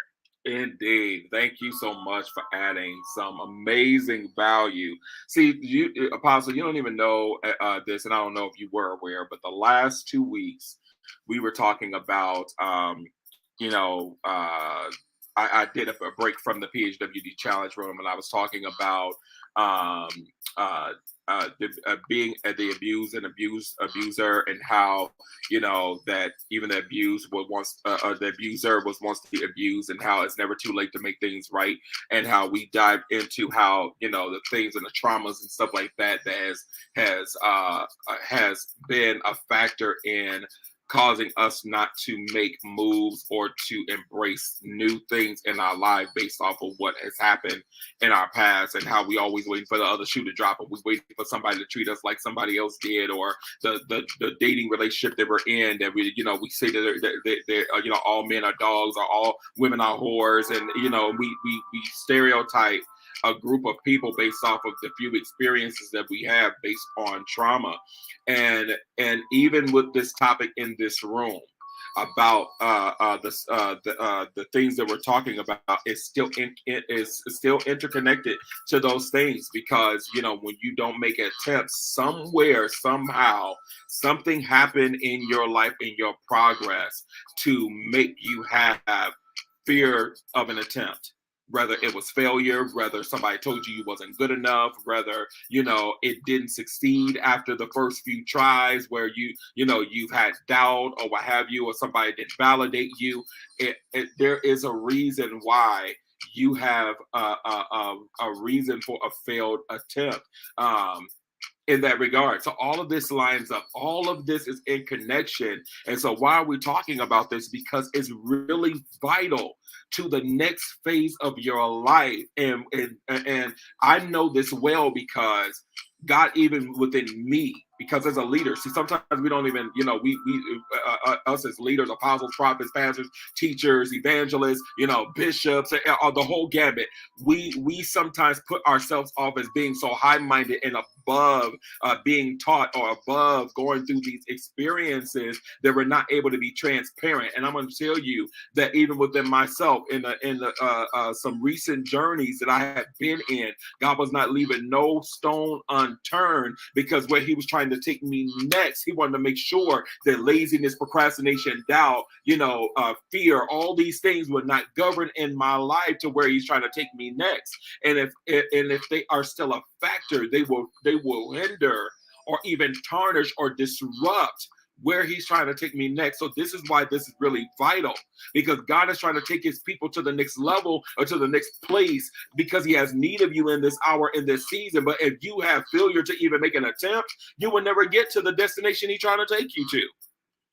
So this is why these are so vital. And I want you to go back and listen to the replay and take a clip out of what the woman of God read off, because I want that to be something that you want to apply to your life, that could be affirmations to yourself that will kill these things that is trying to operate in your life to prevent you from being as successful and to your fullest potential of what He designed for your life to be.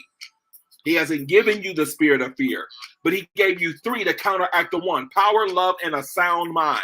He gave you 3, the Trinity, the Father, Son, and the Holy Spirit. He gave you these things, the inner court, outer court, and the most holy, and the holies of holies. He gave you 3 to counteract the 1, because a threefold cord is not easily broken.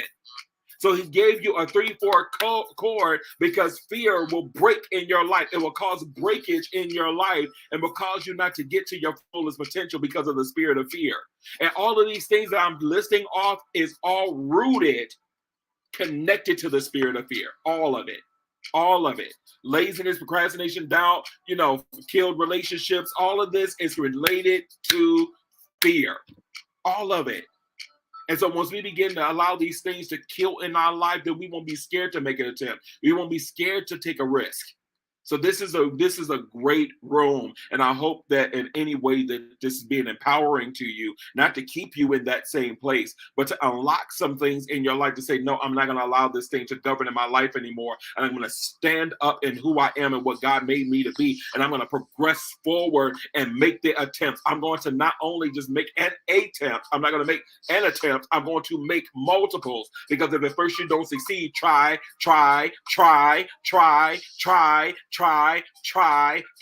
I know that sounds really annoying, but the reason why I'm doing it that way is because that try needs to be in your spirit, that I'm going to keep going until I get to the end goal.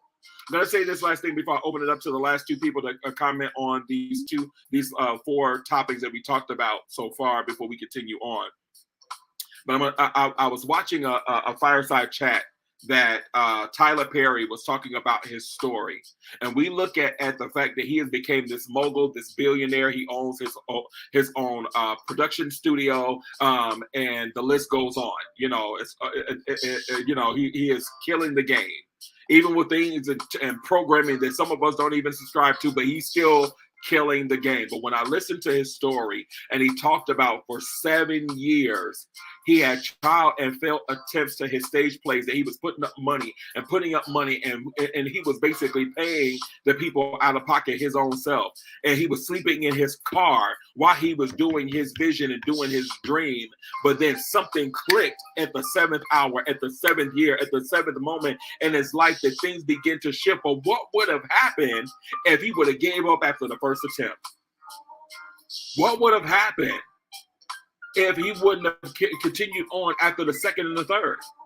See, when you study out how bamboo grows and you have to water it for several years before it sprouts out of the ground, it has to germinate and it has to develop underground, under the dirt, underneath the beat of the sun in this environment. But then, boom, out of nowhere, it sprouts up after several years of watering, and you're not seeing no results. You're not seeing nothing budding. You're not seeing nothing coming up out of the ground. But then, boom, because something about about your perseverance, something about your stick-to-itiveness, your work ethic to say, I won't give up on my baby. I won't abort my vision. I won't abort my purpose. I will live a healthy life. I will establish wealth. I will build and create legacy for my children's children, and not only them, but for people that is going to connect to me, and I will enlighten and empower their future, because I know that my life is bigger than me.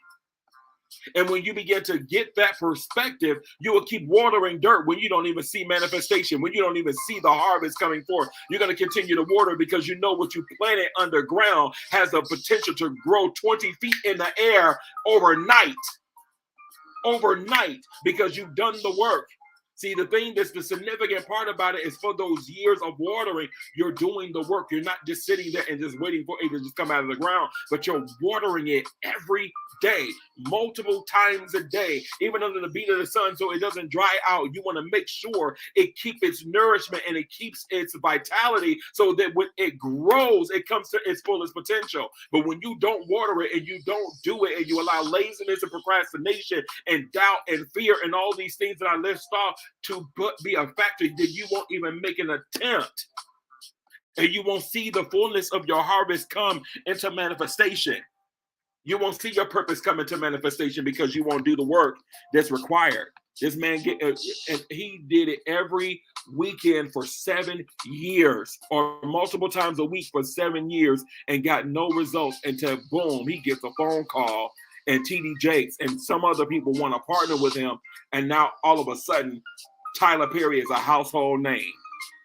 But you thought he just came out of nowhere. He had been working on his vision for 7 years, and some longer than that. Some people have worked on this stuff longer than that, and now all of a sudden, boom! They're you know, they look like they're fly by night. They just came, but you don't even know what they went through, how much suffering, how much they had to endure to get to this place in their journey. But if you don't make an attempt, you will never get to the end goal. This is why this is so important. This is why this is so significant, because if you don't move and you don't make the attempts, you allow these things to govern and rule in your life. I know I said a lot, but I want to go ahead and give over to 2 more people before we continue the momentum of what we're talking about today. And I think this is really building a good format, because I think I'm going to do a part 2 to this, so we can keep this going, because this is really, really good. But I do want to give it up popcorn style to 2 other people that wants to share about the ones that we were talking about so far, which is failure without attempts activates the spirit of sabotage, increases the spirit of fear, produces laziness, and enlarges procrastination. Anybody else want to jump in? Hey, Apostle. I'll share briefly. This has definitely been really, really good. Very helpful in a whole lot of ways. So I can say for me, so I've been a self-published author now for almost 6 years, and when I was listening to you talk, I was just thinking about what my journey and my process had been like. I have to reflect on the journey that got me to where I am. Every time that I think that I'm not as far as I should be, like when I sit and I think, well, I've gotten to this point, but this is where I'm trying to go, and this is the place that I'm trying to get to, and I'm not there yet. And it took time. I mean, I used to have my pity parties and stuff, but over time, I got to a point of saying, okay, well, if I'm not where I think I should be, I have to ask myself, what's stopping me from getting there? And is it a lack of research? Is it a lack of education on my part? And I've been, even lately, that's why so much of what you're saying is confirmation. I've been kind of writing down some things that I know I need to do in order to take my brand to the next level. Yeah. I have done a lot, and it's been great, but there's more, and it's going to require more of my time. It's going to require a level of training, certifications, and even degrees with school and stuff. Like I'm applying to go to graduate school, so that I can kind of build my momentum there. And I knew I had to do that, because otherwise I would just continue to sit and think about, well, I'm not as far as I should be. And it's like, now I'm at a place where I say, okay, instead of always telling myself that I'm not as far as I should be, I'll be grateful for how far I've come. Yes. And then put the necessary steps in motion to, and of course, praying and seeking the Lord. I'm not getting away from that at all, because I definitely need the Lord's guidance but on the practical side as well, writing the vision, making it plain as the word says, and moving towards that, changing my steps, changing my process. I think you said before about how I think the definition of insanity is you do the same thing over and over again, expecting the same results. But I have to see that, okay, I have to change what I'm doing. Not that I'm doing anything wrong, but again, there's more. There may be something that I haven't tapped into yet. And so that's the kind of the place that I've been in with what I do. And I'm just very thankful for this room and for what you're pouring out and sharing with us. Thank you for doing it, because I know you have a lot that you're doing, but you're taking time to pour into people like me and like all of us here who are just trying to continue to advance and do what they're called to. So thank you, and I yield the mic. Indeed. Absolutely. Thank you so much for adding value in that regard. And you know what's funny? I'm a multitasker because I know that I only have so much time in a day. And while we are talking, I'm still working. So, I figured you was. That's why I said thank you for taking time, but I know you're still working on something. Yes. Because we gotta take advantage of the time that we have. But I'm glad that you shared that, because so like you said, sometimes we have to look within. We got to see what is it that is holding us up. And I'm going, and I think I said it earlier, and I'm going to repeat it. A lot of us times as us as believers, we don't want to put in the level of work that is required, or the skill or the education is required as believers, because we believe that only from the word's perspective that if any man lacks wisdom, ask of the Lord, he'll give it liberally. But he might give an instruction to say, take your tail back to school. He might say, get you a mentor. He might say, go and become an intern and give and volunteer your services for free knowledge, because you're going to gain millions of dollars worth of wealth of information just because you sat at somebody's feet in their tutelage. But we think that it's always going to come freely. We think it's always going to come divinely. It's going to be a miracle. It's going to be the miraculous. And it might not be. God might need you to go through something in order for you to show that you have enduring power. See, the word of God speaks that after you've suffered a while, God himself will come and establish you, and the list goes on. And so, but we don't want to go through nothing. We want everything free. We want a popcorn. We want a microwave. We want it instantaneous. We want it without any type of wisdom, knowledge. We just think that God is just going to drop it in our lap, and it's not happening that way. He's not doing it through ignorance anymore, because we're in a technological age. You got Google and YouTube at your fingertips. You got clubhouses and Instagrams and all this stuff where you're getting free knowledge. And then not only free knowledge, but you might have to make an investment into yourself. Invest into your future. But that might be another thing that keeps you from a failed attempt, because I have lack of money. So I ain't got the money and I ain't got the resources into it. But let you need to pay a phone bill and your phone is being disconnected, or your life getting cut off. You gonna braid some hair, you gonna cook some meals, you gonna do whatever you need to do to make sure that you can get what you need to get done. But we won't take that same work ethic to invest into our future, or to invest into our purpose, or invest into our wealth. We just want it to just be done miraculously. So I'm so glad that you said that, woman of God, that you're going back to school, because that's something that I've also too been trying to looking at my time. So once things that I have working on right now, the next thing is to further my education. I want to do the same thing, because God is putting me on me to do it. But if I don't make the move into it, it's not going to happen. So this is really, really good stuff. Anybody else want to jump in and add value? I'll go ahead and jump in, and I was just about to tell you, bro, you should definitely do a part 2 to this, because it's so necessary and so essential. All of this information and grief to everyone to bring thought in the room, and of course, my brother Apostle Aaron, who always be having so many rooms with great wisdom and knowledge. And I'm reminded of 2 songs that are produced by, of course, Leah is one, and Jill Scott is the other. And of course, the Leah one says that at first, if you don't speak, don't listen upon my tribe. But the Jill Scott one says if you want it to happen, you got to hold fast and believe. You can make it happen. You can be what you please. All you got to do is try, and try once again, and try a few more times, and try after that, then try after that. all it takes is just an attempt.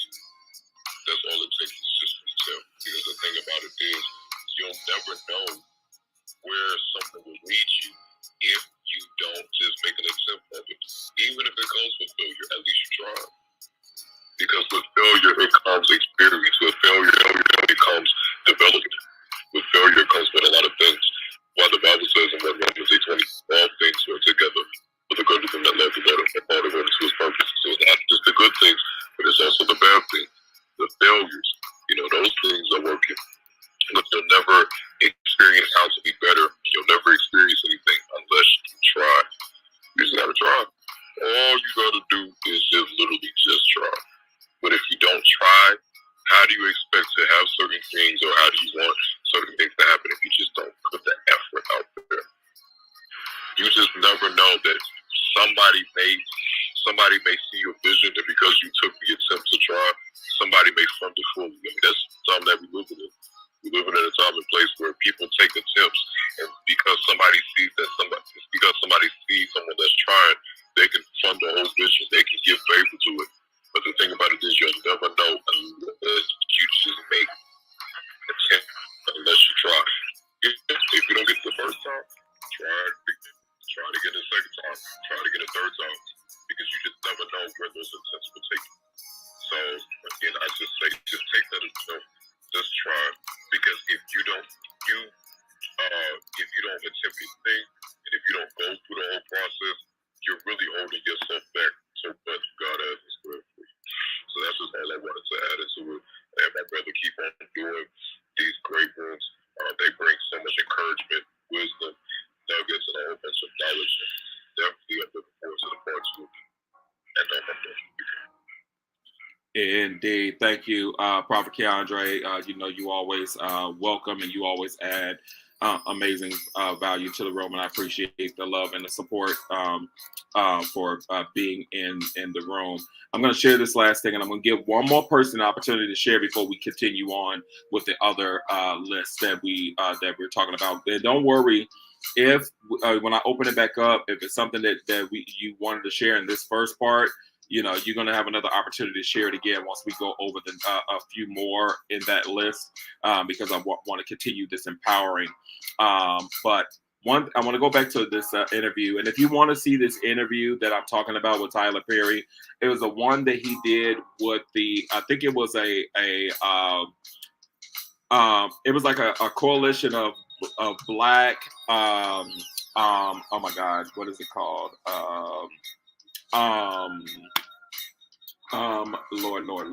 Lord. I cannot remember what it's called. I know Roland Martin is over it. It's like people that are that are basically speak for the people on television, like what Roland does in that regard. And it's like a coalition of those individuals, but he was a keynote speaker for that. And it was like a fireside chat. And he one of the questions that he asked him, what do you do when you're faced with failure? How do you pivot? And his response kind of made him sound a bit arrogant. But then when you heard him continue on, it made sense. And he said, I don't know what that looks like. He said, I don't embrace failure. Basically, in other words, I don't embrace failure in my life because I don't give up until I get it accomplished and I get it done. And just like what Prophet Keandre was saying about the song, you have to keep going and going and going. But but when you're in God, you also have to understand that when God might have you to pivot and to shift, and to do something different, might necessarily mean that you have failed in what it is that you're doing, but it might require for you to pivot. There is a songwriter that wrote a song, and he's from Chicago. I'm trying to look up the lyrics. There it is. He wrote a song called "Your Will Is What Your Will" by Darius Brooks, and he says, "And you have given I'm sorry, make sure that I've got the right lyrics. Yeah, that's not the full lyrics. That's what I thought. Okay, so it says that I wish I could tell you just what I want, and you give it to me just like that. The truth of the matter, what I want just might hurt me, and you won't let me go out like that. You know the end before my beginning. Calculated blessings down to the penny. So I'll cry till you tell me, let it go, let it be. Oh Lord, your will is what's best for me. This man has won several awards for this song, and it came out in 2006. And so here's the thing about even with your attempts, when you are in God and you align your will with his will, and you might be doing something based on what your desires is, not based on his. You still have to be open up to the will of God, to submit to what his will is, to say, you know what, I'm going to go ahead and continue to persevere on what it is, what you're saying. But until you tell me to let it go, let it be, because I understand your will is what's best for my life. I understand that what I might want might not be what you want, and what you have is always going to be exceedingly abundantly above all I could ever ask or think. And so, so don't think just because you have worked on something and you have put in all this time and years and effort or what have you into it, that is a failure because it didn't come to pass. No, God might have been using that thing to build a work ethic into you, to build a tenacity into you, to build your faith, to build your trust in him. And now he's going to use that experience and bring it into the thing that is a thing that is for your future and for your destiny. And you never know, because his grace is sufficient and he has a permissive will. He might just allow you to go back to doing the thing that you were working on, because that new thing might fund the old. You just never know. But you have to submit, because his ways is higher than ours. His thoughts and his what he has for us is always going to be greater and better than what we can ever ask or think. That's how his will is revealed. That's how he gets glory, when it's always above and beyond what you can do in your own strength. And so I just wanted to just share that, because sometimes we will get so caught up in a focus that might not even be what God intended for us. And we just think, oh, okay, because it failed and it collapsed, or what have you, that you're a failure. No. Doesn't mean that you're a failure. It means that it was a part of your journey. I'm going to say this last thing before I give it over to the last person that want to share, before we continue on and the focus topic today. I was sharing with one of my god sisters, and I was telling her, the Lord said, I asked the Lord, I said, why are things the way that it is currently right now? Why couldn't things be better? Why does it have to happen this particular way? And you know what the Lord said to me? He said, because it's a part of your story. And it clicked. It clicked. It literally made sense that I was able to submit and understand that what it is that he designed, even through your suffering, even through lack, even through your struggle, even through your perseverance, and you stumble and fall along your journey, that it's for your making, it's for your journey, it's for your story.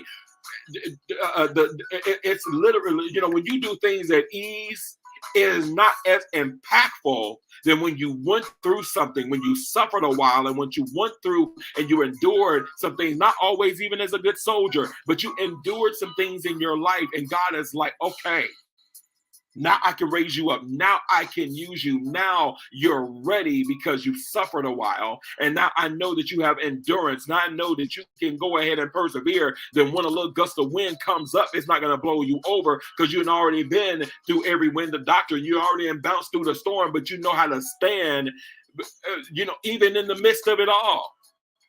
But it's for a reason. Everything is designed for a reason. Just like when I made mention about Tyler Perry, his story didn't come as impactful and as significant of him talking about him sleeping in his car and dealing with being homeless and living with his mother while he was trying to produce his dream. But what if he would have said that, oh, he came out, boom, straight out the gate, it was successful, and he made his money, and this and whatever, it would not impact people that are struggling entrepreneurs, that are literally trying to get to their fullest potential every day by faith. So it has significance. It has, when you go through some things, it has a reason attached to it, because when you testify that you have overcome something, then other people are going to be able to benefit from your overcoming experience, that you completed a test, that you can testify. But you got to make the attempts. This is why this is significant, because you will never come to the end of completing a task or a test or whatever that you're going through in your life unless you make an attempt. This is why this is really significant. I'm going to go ahead and open it up to the last person, and we're going to go ahead and dive into a few more and open it back up, and then we're going to give it over for part 2, because this is really, really, really good stuff. Anybody else want to chime in?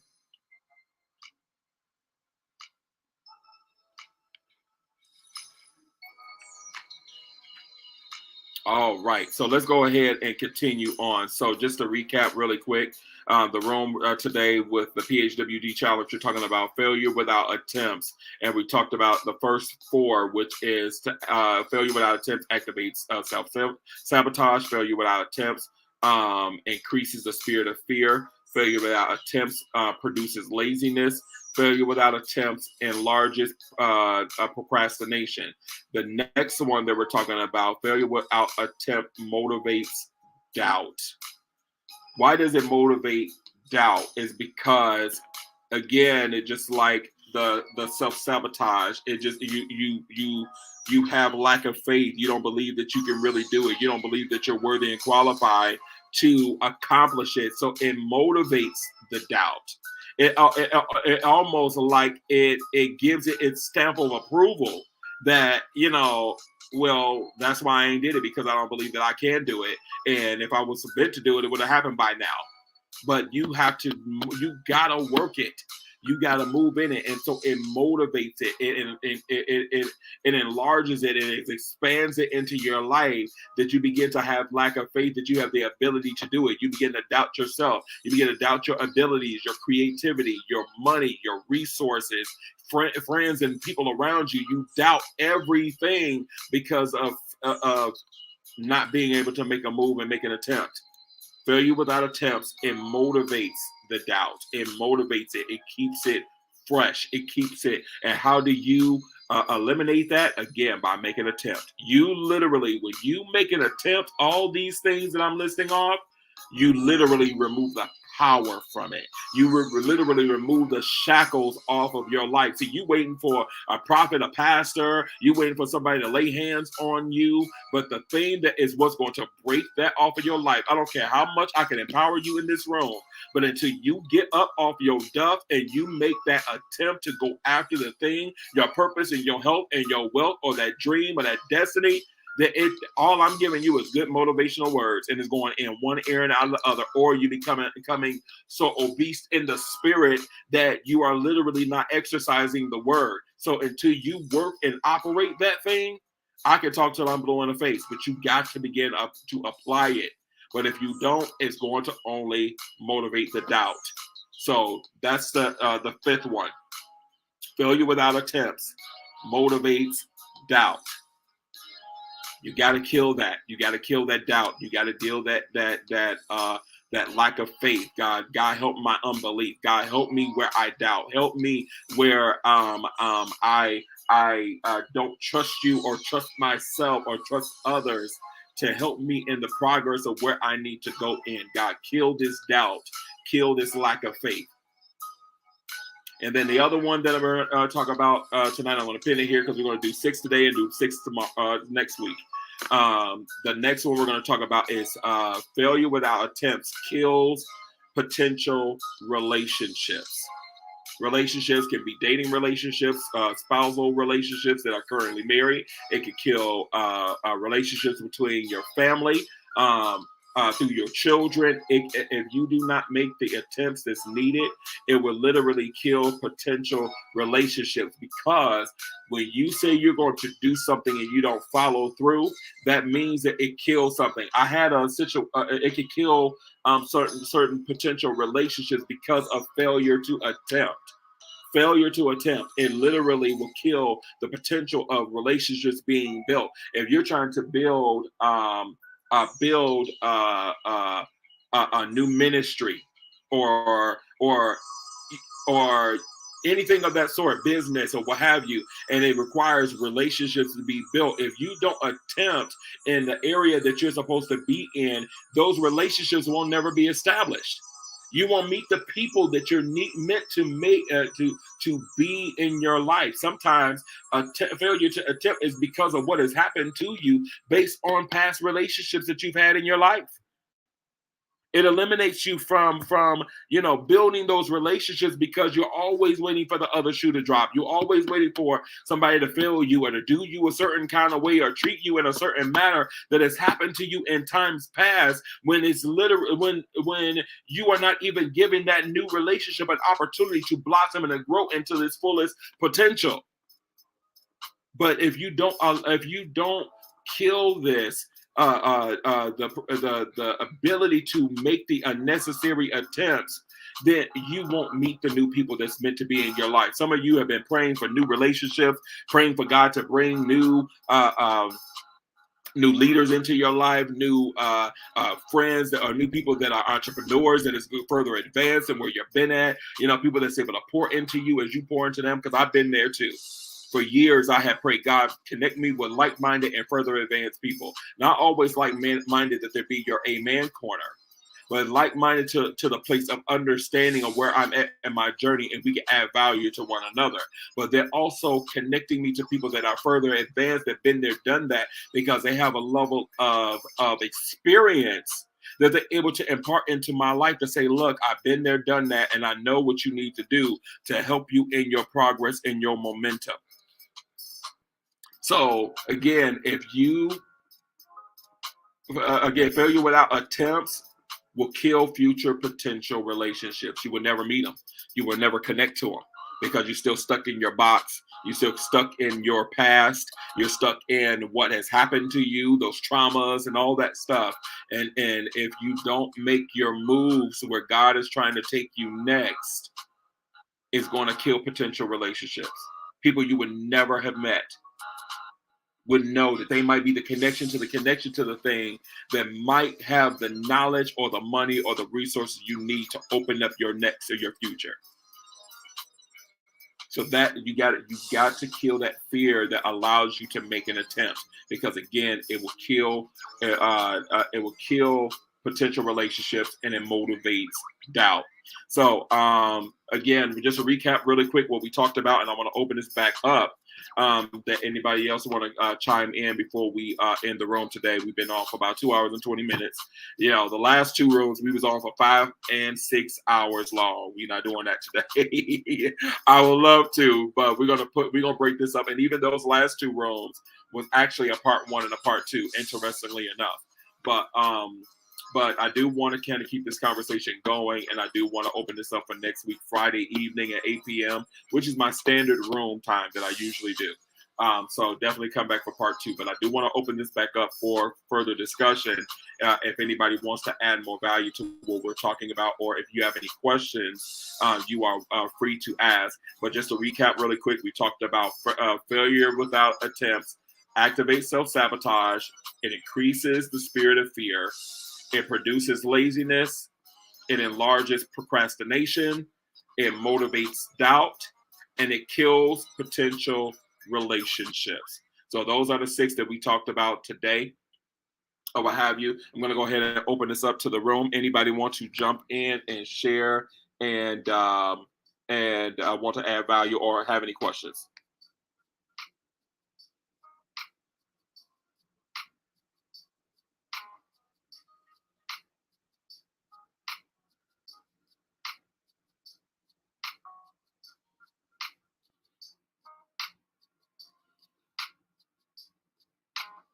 All right, not everybody at one time. And if somebody's was unmuted, I didn't hear you. So if you were trying to speak, definitely come out and come back in. And also, really quick, so you know why the Cash App is above, I just wanted to share the reason for that is not about sowing into the word. I am actually preparing for missions trips. And if you look at my description, look at my bio, you will see at the first part of it, it talks about the mission efforts that I'm doing this year. And so I have to raise about $8,000 for 5 different countries that I'm going to within the next few months to the end of the year. And so that's a part of my purpose, a part of my passion projects that I do, that I go to Kenya, Tanzania, Uganda, South Africa, Pakistan, Philippines, Nigeria, London, and Paris, and I do mission works over in these places, building the kingdom in that regard, going to different schools, orphanages, empowering ministries, doing leadership conferences, going to different hospitals and ministering and praying and things of that sort. And I'm actually trying to build a school and an orphanage in Kenya. And so whatever seed that you are sowing, just know that I'm not asking you to sow into what's being taught. If you want to sow into that, and that's fine. But I'm just encouraging you, if you do want to sow a seed today, sow it into the mission efforts in that regard. If you want to see what I do as far as mission work, because a lot of people do lie and fabricate stories about what they do just to gain people's money. That's not my character in that regard. If you go on my bio, you can go on to my ministry page under Apostle Aaron Randall on YouTube. I'm sorry, not YouTube, on Facebook and on Instagram. And you can look through the photos and you'll see all of the photos of the different empowerments and ministry work that I've done overseas. It's something that I love to do. I'm literally 2.5 years behind my last trip, and I can't wait to go. And so whatever you sow, it does help to accomplish that goal and effort. You know, when you do mission work, it's not a preached engagement. You have to fit money for everything. You know, your lodging, your flights. Sometimes you're asked to contribute to the host for the different meetings and things of that sort. And so, so it's something that I literally make a sacrifice to do, and I don't, God blesses me in a different way, or sometimes financially from it, but it is something that that I am very passionate about and I love to do.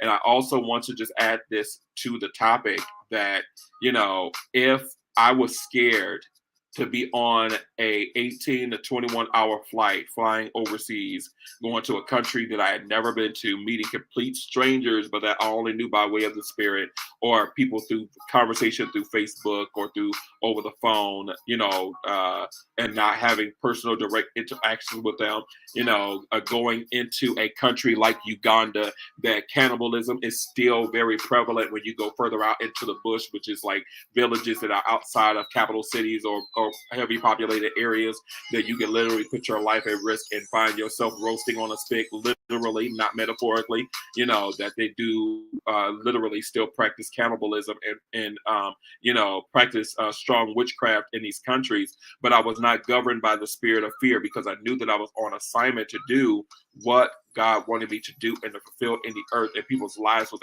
impacted and enlarged. But if I would allow, fear, if I would allowed, self-sabotage or laziness or any of these things, lives would have been not affected by the ministry efforts that God sent me there to do. And I would have not been as blessed in return for doing the assignment that God had. And here's even the thing, and I'm going to add this to the attempts. I'm going to give you an example of my first trip going. When I first was supposed to go, I was supposed to left on February 1st or February 3rd. My money did not come until February 3rd.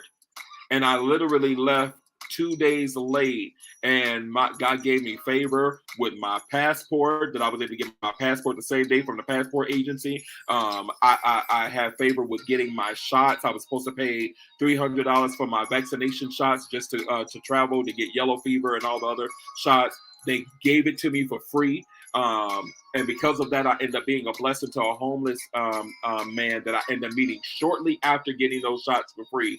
And I fed him and was a blessing to him, and turned out to be an angel unaware, because when I saw him and after I blessed him and prayed for him and he walked off with the food, that I had given him at McDonald's, at this McDonald's, when he's crossing this, it's a huge highway. He disappeared in the middle of the street because God wanted to see my position.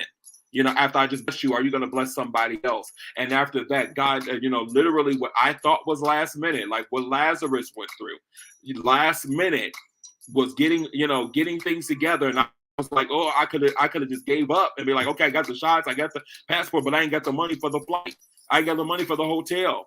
But literally at the last minute, on the day of travel, I ended up coming into like $1,400, and my flight alone was $11,000. And I don't know how I was going to pay for my hotel, but God ended up blessing me with favor that I came back home with $300 in my pocket. How that happened, I don't know. But if I would allow the circumstances, if I would allow not lack of money, if I would allow fear, if I would allow any of these things to happen in my life, that was going on in my life at that time, I would have never gone, and I would have never experienced what God is doing. So I just wanted to share that as a wisdom nugget to what we're talking about, because it's really significant that a failure attempt. If I did not make an attempt, people's lives would have not been healed, delivered, and set free. There is a compound that was built because of going through and prophesying and speaking over the land and giving what the word of the Lord is. There was a church that was just starting to build their building, and the word of the Lord came that God was going to give them the resources that they need. And that church went from being one church to now 9 churches, a prayer school, a prayer center, and and they're building a Bible college at the same time. And each church sit anywhere between 500 to 1,500 people each. And they're only within 30 minutes apart. And what they do is raise up people. They train up a pastor. They'll take a group of like 300 people. They'll literally go and build this church from scratch by hand themselves, not bringing contractors in and architects. They're literally buying the land, making the bricks by hand, and building it up and creating this space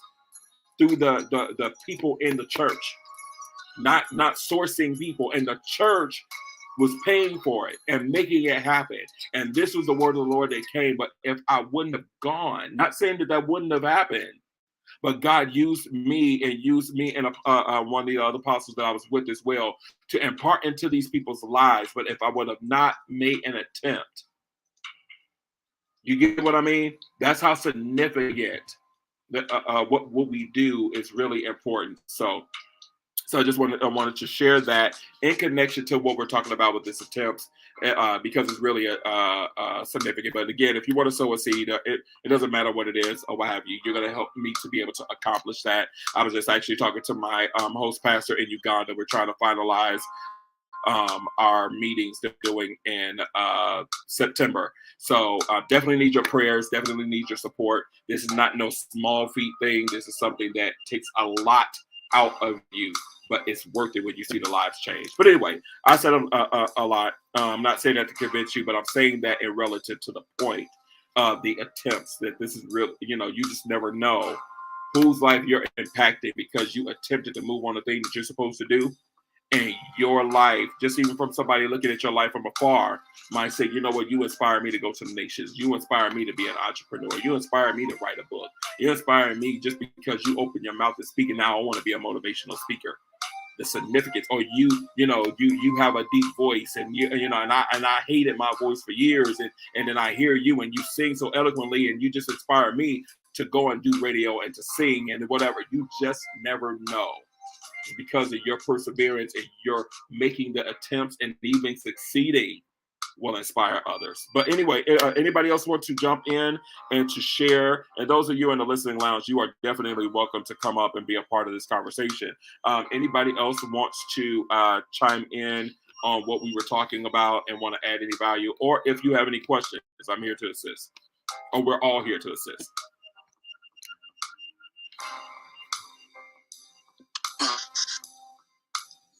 Well, I want to thank you. First of all, I want to give honor to you for what you're doing and for how you're bringing a word to us today. And I might have to go back and listen to the replay because I came in late. But what I've heard so far has really blessed me because it's hitting me in a lot of areas in which you're talking about. Because since I've been great, had the pleasure and the honor to be on the stage with you, and when I come in your room, you always invite me up. I have learned a lot when I do come in your rooms, but today has been a little bit different because there are some things that the Lord has been doing me. He has given me a vision to start a foundation, and because I have a heart for God's people in a lot of the areas, because one thing my pathway says is that everything that you do in your life, God can use you to be a blessing to the very people that of the things that you experience. Yeah. And so when I begin to evaluate my life, I said, Lord, you got a lot to work with in a lot of different areas. And so and I don't like to talk much because I will sit and listen. I sit very little. And what I find is that God is pulling me from the back because I prefer to be in the back of the class so I can sit and learn and glean, because what the Lord has said to me is that I am training you for where I'm taking you. Yes. So he had used one of the ladies on the prayer line that I do on Thursdays, where she gave me a word that the Lord said, I'm having to force feed you into doing what I'm calling you to do. And so that was letting me know I'm kicking and screaming, going along, but don't really want to go along, because I didn't think that I was worthy, and you were hitting so many things that I have struggled with, because I know that you've heard me talk about the wound on my leg. Yes. Because I've had prayer for that. But on Tuesday, my nurse released me because the wound is completely closed now. Wow. It's healed my leg. And there, I still have the swelling in my foot that I'm believing God to dry it up to where I can get back in my shoes. But I was distracted. And in being transparent, I was, how did I say that? Struggling with my faith back and forth, because you gave me a word last year when I asked for prayer for my daughter, because she was out and we had issue with the car. Yes. And so I eventually applied and got turned down. And I never tried again. And I said, Lord, if you give me another chance, I will get it right. And so God has been doing a lot of things, because you talked about relationships, and which is something I don't talk about, but there's the one that I've encountered in a relationship for about a year and a half now. And it's the type of person where I never saw myself with. And I've tried very hard to sabotage the relationship because I didn't think I was worthy. Mm. And so a lot of the areas that you hit on, I truly believe that it was for me, that God is letting me know I can do these things.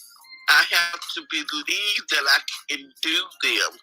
Not always think that I'm not worthy, but because he said Jesus sacrificed his life and God counts us as worthy.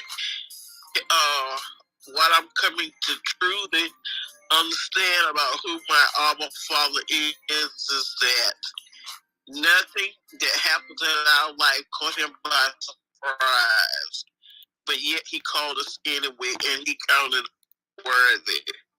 Yes. And so in the people that he's placed me around, and it is the lady on our prayer line also, she says, God says you're about to come up in leadership. And I said, leadership? Why would I be in leadership?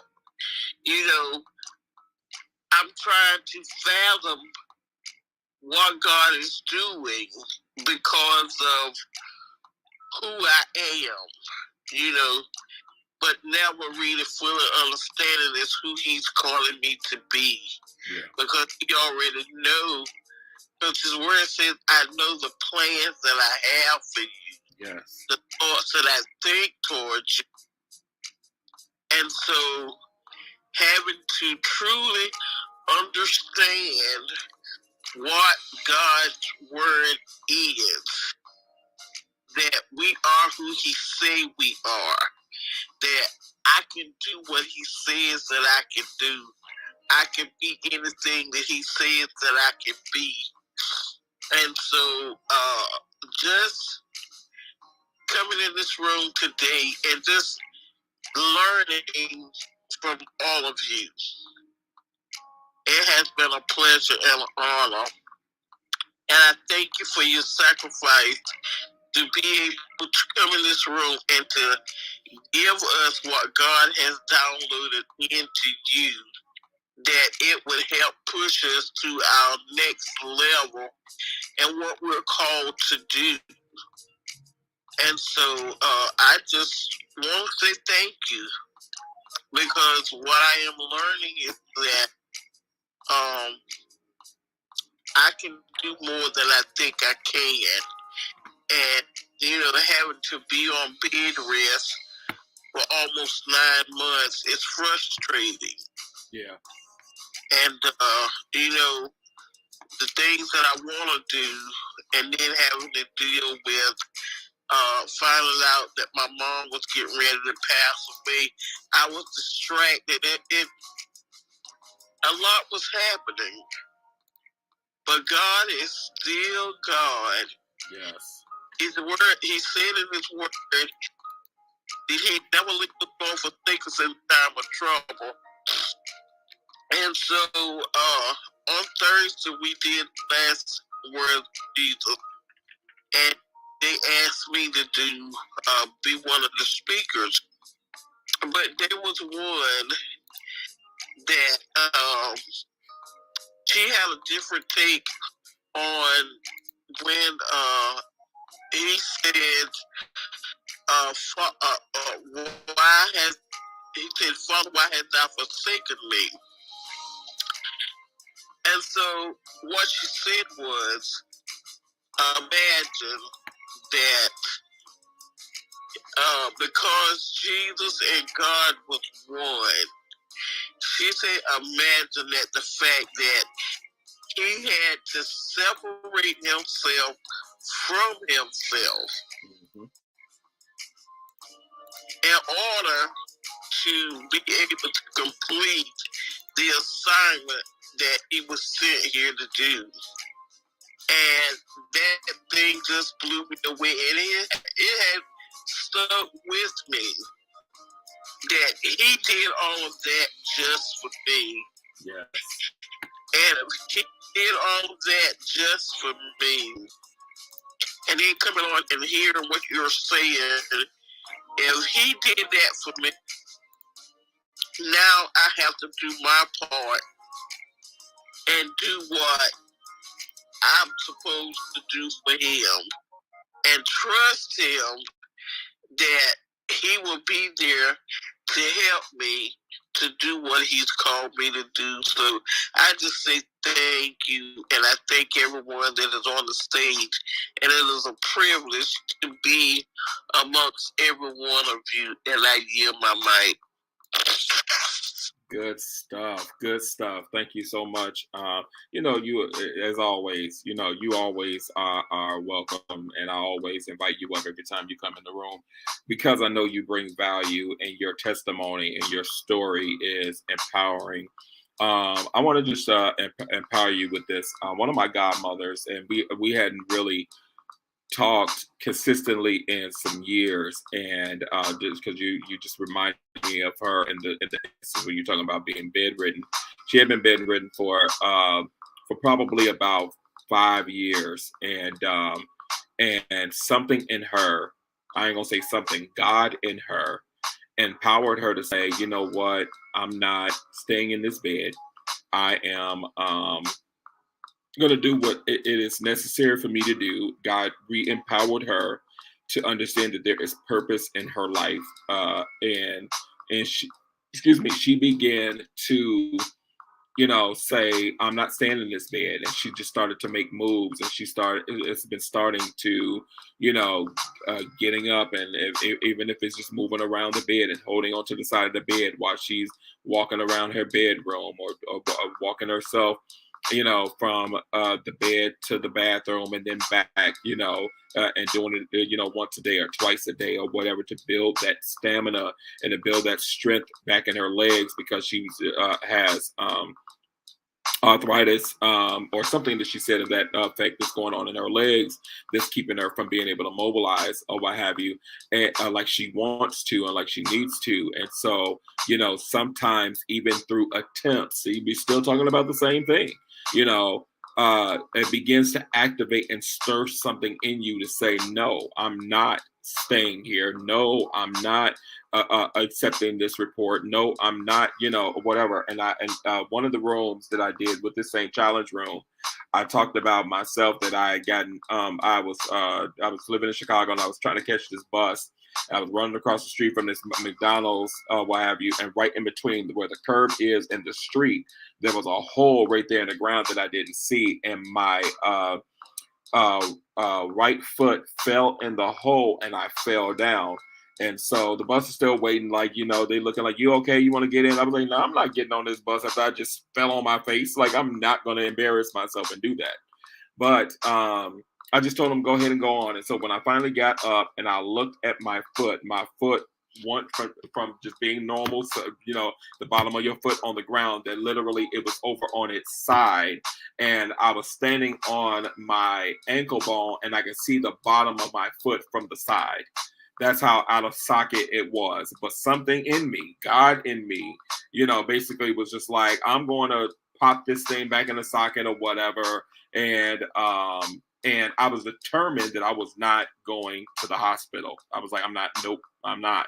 And so popped it back in the socket. How, I don't know, but I did it by faith. And I was able to walk on it, but it was real tense and real tight. And so I'm limping on it and waiting for the next bus. Got home, and I called my mother, and I told her, I said, I need you to pray. And she was like, no, you need to get your tail to the hospital. I was like, no, I'm not going to the hospital, because one, I'm not paying no $500 emergency room visit, and I ain't got no insurance right now. I'm not paying these $1,000 for this ER visit for them to reset this bone and put me in no cast or no boot. No, I'm not doing that. I just need you to pray. And so she, when I was just like, okay, I'm gonna call you back, because mothers gonna be mothers. You know what I mean? They're gonna be, they're gonna want to protect their children and whatever. But I said, you know what? I'm gonna call you back. I called my god sister, which were like kindred spirits and like twins in the spirit. She prayed, and as she was praying, it ignited something in me. and a determination to say, I'm not accepting this. I'm not. This is not my fate. This is not my destiny. This is not what God has predestined for me. And no, I'm not going to be with thousands of dollars over debt, hundreds of thousands of dollars in debt for going to the emergency room when I know God can heal us. And I began to pray, and something began to stir up in me. And I went and lay down and went to sleep the next day because it was swollen my ankle was swollen like a grapefruit was on the side of my ankle. When that swelling went down, it increased the pain. Oh, why? Because that swelling, was kind of cushioning the pain. And so when that swelling went down, that pain amplified. I went back and laid in some Epsom salt in the tub again, and I began to pray again. I was like, no, I'm not accepting this.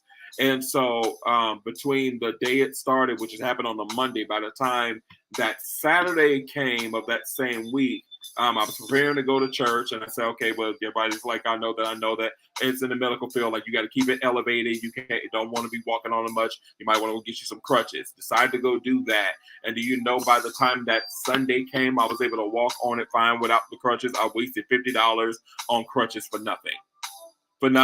Now, I wasn't able to run, but I was able to walk back on it normally by that Sunday. Not even a full week had passed, and I was determined. And then it took probably about a good 2 or 3 months for me to be able to, for that tightness of that muscle to kind of relax, and then me to go back into functionally normal and, walk around or whatever. But I was determined. Now, it doesn't mean that, when you have detrimental things that happen in your life, you don't need to go to the hospital, but there was something in me in that moment to say, no, I'm not accepting defeat. I'm not accepting this situation. And I began to stand up in my faith and make attempts to stand and to walk on this thing by faith and say, no, this is not what it is. And I never went to the hospital. Never, because my faith was stirred in that moment that I knew that God healed me. That I was expecting his healing. And so I just say all that to say this, because just like what the woman of God is going through in her life, and how she's talking, and now she's like, God has healed her that wound in her leg, and now God is going to heal that other swelling that is going on in her body, and going to pull all that inflammation out of her life, out of her body, and she's going to be able to walk normal. She's not going to be confined to the bed. She's not going to be confined to a wheelchair, because her mind is determined to do what God wants her to do in her life. But you gotta have that same determination. You gotta have that same drive and focus within yourself to say, no, I'm not backing down.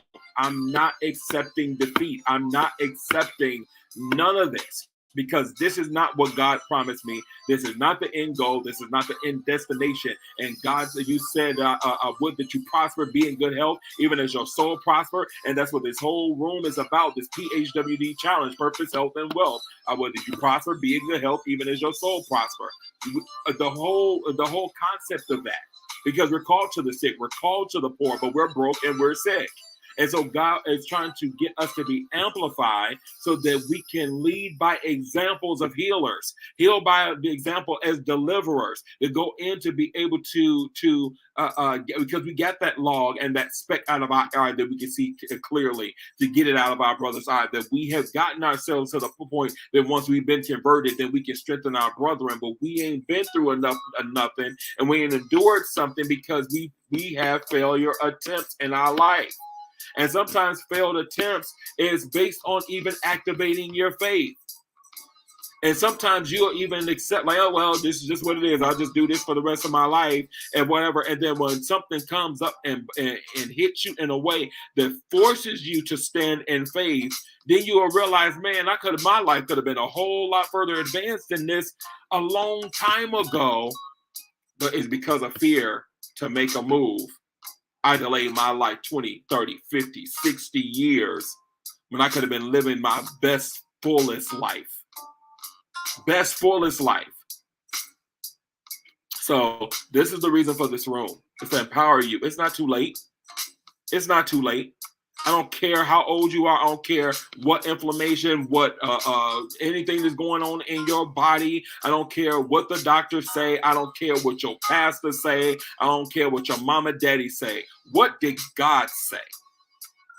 What has he spoken over your life? What oracles has he released into your life that is to empower you to know that your life is meant for more than just sitting around doing nothing? See, this is why we're talking about this, because you to be empowered to not be stuck, but to move and to be mobilized. When you mobilize, that eliminates your muscles from atrophying. But when you stay stagnant and you stay confined to one thing or one place, then your body begins to automatically deteriorate. Automatically. Why do they tell you when you've gotten a surgery done, we want you, okay, we need you to get up and move. We need you to move around. And we know it hurt. We need you, after you just got done doing brain surgery, they want you to get up out of the bed the next day or sometimes the same day when you come awake and to move to the bed because of the functionality of how it works. They want the school to know what is going to be best beneficial to your body.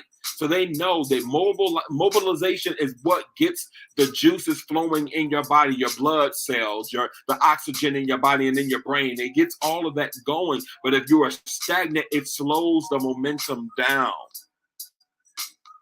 This is the importance of attempts, because it's momentum, it's activating, it's moving, it's getting to an end goal. That's why this is important. Everything about you isn't about an expected end, not a stagnation, not a being in one place. Even the children of Israel, when they was camped around the mountain, the word of the Lord came, said, you camped around this mountain long enough. You need to break camp and to move on. And the very next word in the sentence says, go. Go. Because I'm trying to bring you to your place of Canaan. I'm trying to bring you into your land flowing with milk and honey. I'm trying to bring you into the promise or the promised land or the destiny that I predestined for you. But if you fail to even make a attempt or move into it because there's giants in the land, because you feel like you don't have enough to accomplish it, and you don't know until you do it. You will never know until you make a move in it. This is why this is significant, because it kills you and your perspective, and it has faith and trust in the God in you to do what it is that he wants you to do. You can't do it in your own strength. Say this last thing, I'm going to open this back up. I put up a video on Facebook, and it was such a cute video, but it gave me so much revelation. So much revelation. It was a video of this little boy, or what have you. He had to be maybe like 2 or 3, maybe about 2 or 3 years old. And he decides that he wants to run away, and it's nighttime. And so he puts on his coat and his diaper, put on his coat, his shoes, and he was like, all right, bye, and proceeds to leave. And so the father is laughing at him. He's standing in the doorway with the camera, and the little boy walks halfway down the walkway and realizes, like, yeah, I don't think this is smart. And he turns around, looks at his father, and even though the father is laughing, the little boy starts crying and starts running towards the door, and he opens the door. He's like, what's wrong? What's wrong? He said, no, I don't want to go. I don't want to leave. See, that the revelation that I got from that is when you do things in your own strength and your own ability apart from God, that's what happens. And he allows you to even make an attempt to do it apart from him. His permissive will allow you to make an attempt. But once you bump your head, once that fear kicks in, and once you feel that you don't have the ability to really do it, apart from him, you come running back. And sometimes he might even chuckle at the fact that you went out there and did it. But he already knows that you know that there is safety in his arms, and you cannot do it apart from him. So again, when you align your will to God's will, then you begin to see the things opening up and happening in your life, but you still got to work the word. You still got to make the attempt to do it according to his will and his statutes and his standards, not based on your will. So again, all of this is in alignment with attempts. If you don't attempt, you're going to deal with all those different facets in your life: laziness, procrastination, fear, and the list goes on. But you got to stop allowing these things or the fear to make the attempt to prevent you from making moves. You got to kill that, because if not, you'll find yourself, like I said in that very last one, being comfortable, being in an uncomfortable place, staying there when you know that God wants better for your life, that you even desire better for your life, but you stay comfortable because it's the easiest thing, because that's all you know. But God is trying to enlarge your territory. He's trying to expand your capacity. He's trying to get you to strengthen your stakes. He's trying to enlarge your borders. He's trying to enlarge your mental capacity to gain knowledge and wisdom and understanding. But you won't do the first part, which is to make the attempt. I know I said a lot. I want to open this up one last time before we get ready to close out. We're about 2 hours, 57 minutes, and 43 seconds in. But this room has been really, really, really good. And we're definitely going to do a part 2 because we went over the 6 different lines under the fear of a failure without attempts. Activate sabotage. It increases the spirit of fear. It produces laziness. It enlarges procrastination. It motivates doubt, and it kills potential relationships. Next week, we're going to talk about the next 6, which is that it blocks future partnerships. It confirms lack of confidence. It drives the unwillingness to take a risk. It fuels stagnation. It unlocks the spirit of rebellion, and it keeps you in a comfortable. Keeps you comfortable staying in an uncomfortable place. So that's what we're going to be talking about next week. But it won't be on Saturday. It'll be the normal time on Friday. But if you want to make sure that you keep in line with the room, follow the green mansion at the top, so that you can get the alerts when I do a room under the Something to Think About Club. But before we go out, anybody else got anything they want to share before we close? Thank you for that powerful word, because you are absolutely right with what you were sharing with me. Because and I thank God that what I've started doing now, I used to not look in the mirror. I get to now when I get up in the mornings, I talk to myself, and I say, "Good morning, beautiful," because I used to wouldn't do that, and so I began to just decree things to myself, looking in the mirror, and so as where well, maybe most don't know, when you have a stroke, and it affects a lot of things on whatever side that it is that the paralysis is on. And so what I've started doing is decreeing and declaring and speaking to that right side, that it would come in line with the word that the bone that is out of the socket, I am commanding it to reattach itself where it would be realigned like it's supposed to be. So I started speaking to things because God gave me Psalms 81 and 10, and He told me to open my mouth and start decreeing a thing, decreeing, and that He would fulfill it. I just had to begin to speak it, so speak it into the atmosphere, so He can do it, because He says that His word would not return unto Him void. Yes. And so I began to speak to my knees, that new ligaments and new cartilage would be restored in my knees. And so I just began to, it's like my faith began to increase. The more time that I began to spend in the Word, that where I was wavering, my faith was being built back up, because I was, as God was taking me through deliverance and healing. He was healing me from the inside, and it was manifested on the outside. That it was giving me confidence and boldness like I've never had before. And so what you're saying is absolutely right.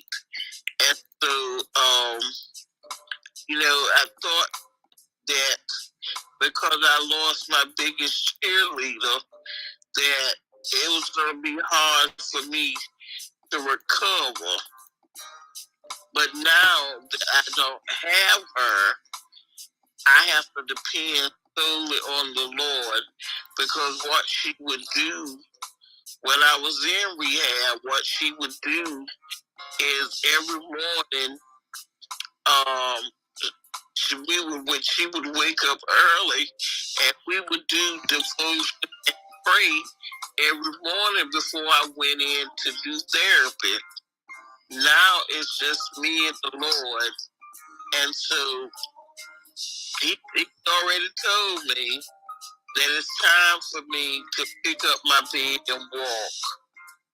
And so as where the nurse had me limited with drinking my water, now he told me that I need to start drinking more water so he can flush my system out. And so the thing that was, I kind of drug around on that is because of the fluid buildup. When I try to drink a lot of water, I would continually to retain the fluid. So I just started, we've been fasting this week because of this is leading up to Resurrection Sunday. And so I started drinking more water than I have been, and anointing myself and doing communion. And I said, nevertheless, Lord, at your word, I'm going to drink this water. And that's what I've been doing. And so it's just building up my faith, and you're absolutely right. And like I said, I thank you for this room, because I was led to come in. And so I know this was something for me, and I got to go back and get the first part of it. And so I just say thank you for being obedient, and I yield my mic there. Indeed, God be glorified always, always. Anybody else want to jump in?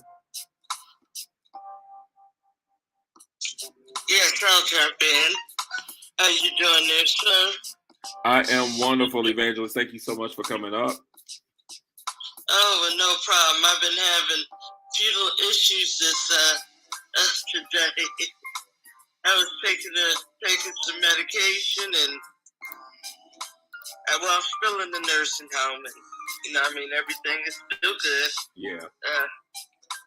But anyways, I was just so tired, and I was just asleep. But anyway, I just wanted to share in what it was that was being discussed. And I know that, and I apologize. Greetings, all my beautiful sisters and my amazing brothers, and just wanted to say hello and just esteem everyone. I esteem my Jesus Christ more than any. Hallelujah. Anyway, so I wanted to just to say I've had issues with being with not being with being stagnant, and with not doing things on a timely in a timely way, making excuses and things like that. And I have had that that experience. The way that I seem to fight that is, the more prepared that I am to do it, the better things seem to come out for me. Excuse me, you see me yawning. I'm still a little tired there, but to God be the glory. Indeed. I'm coming out. But so the thing is that is that the more prepared that I am, and I heard Prophet Kevin talking about being prepared, and and getting that together, and just beginning to step out and to do what you need to do. I will tell you, I had a situation last year where I was staying in I had been without a home, and I was staying in a Marriott, and so anyway, Lord, and I had just I was just about to get word from a lady that I had been ministering to. She's like, I guess, like the doll figures. So what I did was I got a word from her, and that I got accepted in the program. But before I even talked to her, God told me to go on ahead and begin packing. And I did. I put two suitcases or something by the front door, and I thought that meant that I had begun packing. No, that just meant I put two suitcases there. Excuse me, I'm still over here yawning. But anyway, so I was still in partial obedience, which we know is disobedience. And I went to work that day, and lo and behold, that night, the police were called on me, and they put me out of the hotel, and I had to go back and get my stuff. I had people coming to help me to get packed up, but but he told me to go. He told me to go on ahead and begin packing. So as I said, I was not obedient to the word, and so I had to suffer the consequences of of that, and being slowful. And even though I had done some, I had not done it all, and that was the issue. Had I done what I was supposed to do earlier, what would have happened is that if I had done what I was supposed to do earlier, I would have missed being put out of the hotel. I would have made the deadline that they had given me, but I had passed the deadline. So that's what the issue was. They probably needed to already have rented out my room. So as I said, that was one situation. I had ever been put out of a hotel. I mean, that just. But again, I had to suffer the consequences of not doing what I was supposed to do. As I said, I worked, so I decided that I needed to go on ahead and chase the money, get the money instead of doing what he said to do, and in not having faith in him, and just rescheduling the people that I had scheduled that day to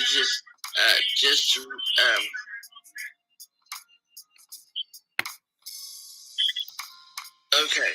So and I'm sure you all hear me having a rough time over here. This is not my this is not my normal self. I'm trying my best to get this get this going. I mean, to do what I was asked to do. But yes, I know that I've had a failure to launch, not to do what it was. I'm still working on my book, and I have set my book down. Okay, so I have not completed that task. It's for me part of that, though. Well, even though I haven't obtained a publishing company, there are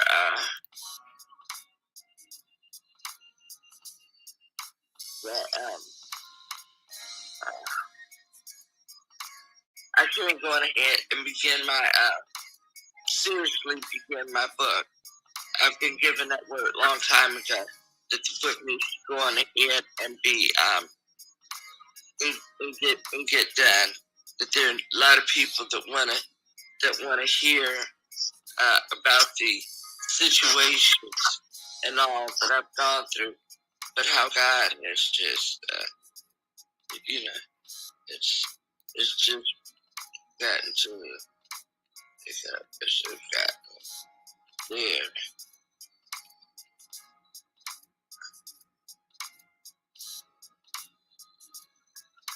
Okay, I apologize. Okay, well, I'm going ahead and to dock my boat.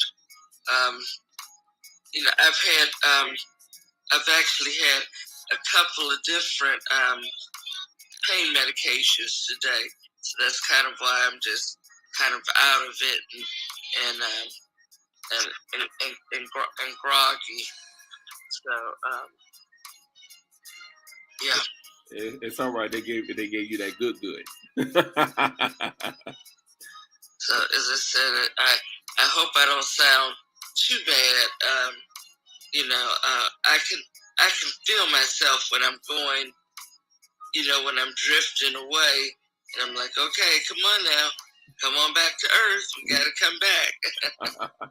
But everybody's testimony is certainly blessed me, and I thank everybody for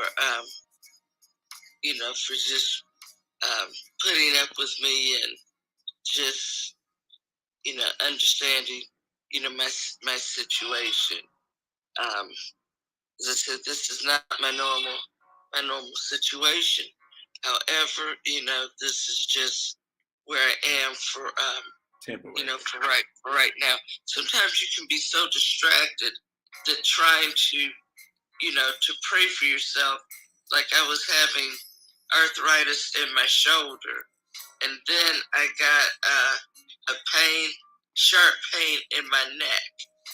And sometimes you can be in so much pain that it's difficult. You're distracted, so you can't really get a prayer through because you're so distracted with the pain and what's going on, in the body. And so that's part of what. Okay. So anyway, all right. Thank you so much for sharing, Evangelist. I really appreciate it, and definitely get your rest. And I pray that God gives you complete healing, that you're not just dealing with pain medications, but God will do the finished work, and not only just physically in your body, but I know you desire to be in your own home and no longer being at the nursing facility, but God to restore everything fully and completely in your life. But definitely going to be keeping you lifted as we have been. That God is going to do the work that He's doing in you. So thank you so much, Evangelist, for sharing and being a part. Thank you. I hope it added some value about with the topic that we're discussing. Indeed, absolutely. And you just got to stay focused and stay motivated, and don't allow your current circumstances to dictate your outcome, to dictate your destination. Don't allow it, because where you're at is not where it's not the finished place. It's not the final place. So just wanted to encourage you with that stay strong and stay focused. Amen. All right, thank you. No problem. I see Mr. Barber came back up. Did you want to, did you raise your hand? Did you want to contribute as well before we close out? Yes, sir. Praise the Lord to everybody. I hope everybody can hear me well right now. Yes, sir. Awesome. Real quick, really brief. Again, I enjoyed this. Thank you very much. This whole thing was this entire thing was a godsend, especially Mr. Micah. Thank you very much for the launch time. That tremendously blessed me.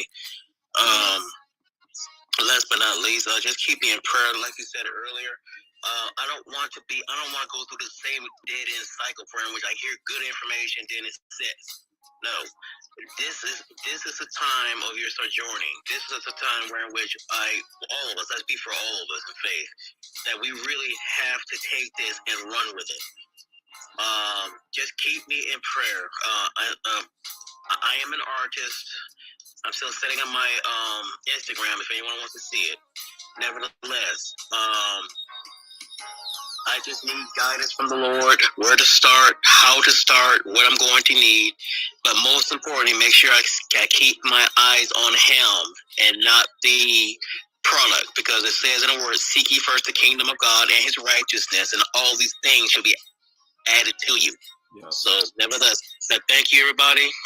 God bless, and may the blood of Jesus Christ cover each and every one of us in Jesus' name. Indeed. Thank you so much, man of God. Absolutely. I'm just gonna say it like this. Just like we talked about the definition of insanity. Sometimes you have to pivot. Sometimes you got to do something else, or do something fresh, or do something new. And and sometimes our current circumstances, situations that we're in, that we find ourselves in endless cycles, is because we failed to pivot. I talked about this. I think I might have talked about this last week, about how a merry-go-round gives a semblance of momentum. You feel the breeze in your hair. You see that you're moving, and you see the people on the outside of the gate, or what have you, still moving around, or what have you. That you feel the horsey that you're on going up and down, and it gives you that semblance of momentum. But you're actually just going around and around and around and around and around in circles, even to the point that the song that's played on the merry-go-round becomes so hypnotizing to you, but then you become numb to it, that you don't even realize it. But it gives you that semblance of movement, but you're still stuck. It's almost kind of no different than if you've ever been in jail or been in prison, that when they put you out into the prison yard, or what have you, you get that semblance of freedom. But if you walk 20 paces to the north, south, east, or west, you're going to be met with a barbed wire fence, or what have you, or guards, telling you to step away from the fence because you're too close, because you're given a semblance of trying to escape. But the thing about a merry-go-round, and I've said this before, is that it goes at a slow enough pace that the operator of the merry-go-round has the ability to jump on and jump off at will, to control the ride, jump on, monitor, and walk around the ride, make sure that everybody's safe, everybody's good, jump back off the ride and control and keep the ride going. But the revelation that we fail to see is that that person is jumping on and off at will. We have gotten so comfortable, like I said, being uncomfortable, that we stay in this rotation over and over and over again, and we get tired, and then we get sick of it. Like, I'm tired of this, tired of hearing this old music and whatever. Then all of a sudden, you're like, well, I'm just gonna wait for my time. I'm gonna wait for a sign. I'm gonna wait for God to give a confirmation. I'm gonna wait for this, and I'm gonna wait for that. When God is like, I've already told you what I want you to do. I've already revealed to you what I'm trying to do into your life. But you're thinking that I'm going to come and stop this merry-go-round, pick you up and walk you to, or carry you to where you're supposed to be at, when I'm trying to get you to get tired of being sick and tired of being on this merry-go-round. that you decide that I don't care, even if I got to break a leg to jump off of it, I'm going to jump off of this thing, and I'm going to, you know, when you spin around in a circles long enough, your equilibrium is off when you get into a solid stance, and so it only lasts for a moment. And once you shake that thing off, you're able to realize that I have been stuck in this cycle of momentum over and over and over again. And now you can be able to pivot and shift in the proper direction of where you're going. Sometimes we just use the excuse of, and I'm not saying this about you, man of God, at all, but I was saying sometimes we use the excuse of not thinking we know what to do when we actually do. It's just the fact that we need to do we need to work what is in there. How many more prophetic words that God got to bring confirmation to say, you need to write that book, you need to start that business, you need to do this ministry or whatever. But you're like, well, where do I start? Google it. Write the vision and make it plain. That's where you start. You got to start from a place of pulling that thing out of your head. And anybody that's been in this room know that I said that was the first things that I was talking about with putting legs to your vision. You know, you got to understand what the vision is. What is the end goal? Vision is literally the starting point and the end point. That is literally your where you're going to start and what's the end result. But God is the GPS in between. But you have to begin to mobilize in order for the GPS to direct you. You can't think you're going to stay in your house and stay comfortable in your bed and think that the GPS system that's in your car or on your phone is going to say, okay, now direct you and go here. But once you decide to get yourself on the road of momentum, which is a decision, not to make a decision is a decision. That's the same thing about the failed attempt, failure to attempt. Not to make a decision is a decision. And when you choose not to work the vision or to begin to write it and start there, and that's where the creative juices start coming. That's where direction starts coming, when you begin to take that vision out of your head. Okay, God, you sent prophets to say that I'm going to be a millionaire and that I'm going to establish this business. Okay, this is what the end goal is. This is the end destination. But God, begin to reveal to me what this vision looks like. Close your eyes and begin to visualize what it looks like, and begin to write down what you're visualizing. That's writing the vision and make it plain, that he that reads it can run. Whoever that's going to read it is going to run with you or run with it to bring it to pass. But if you get it stuck in your head, then it can change at will. Okay, it's going to be pink and purple dots and yellow and tan.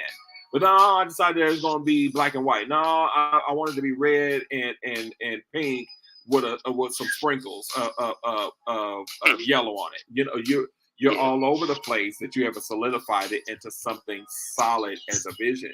So it's all over the place, And so that's where you start. That's the beginning place.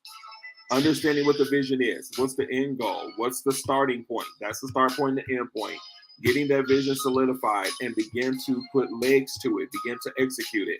And that's a room that I did for about, I think like 18 weeks of that room, putting legs to your vision. It's all on YouTube or why have you. I know the replays are not available here, but it is available on YouTube. But we've given good principle, practical tools on how to execute what your vision is. And if you want to see those, then definitely look at my bio and look at the 4G Graphics YouTube channel, and you will see a lot of the previous videos on there. But sometimes we don't realize the level of creativity and genius is on the inside of us until we begin to dig it out ourselves. Amen.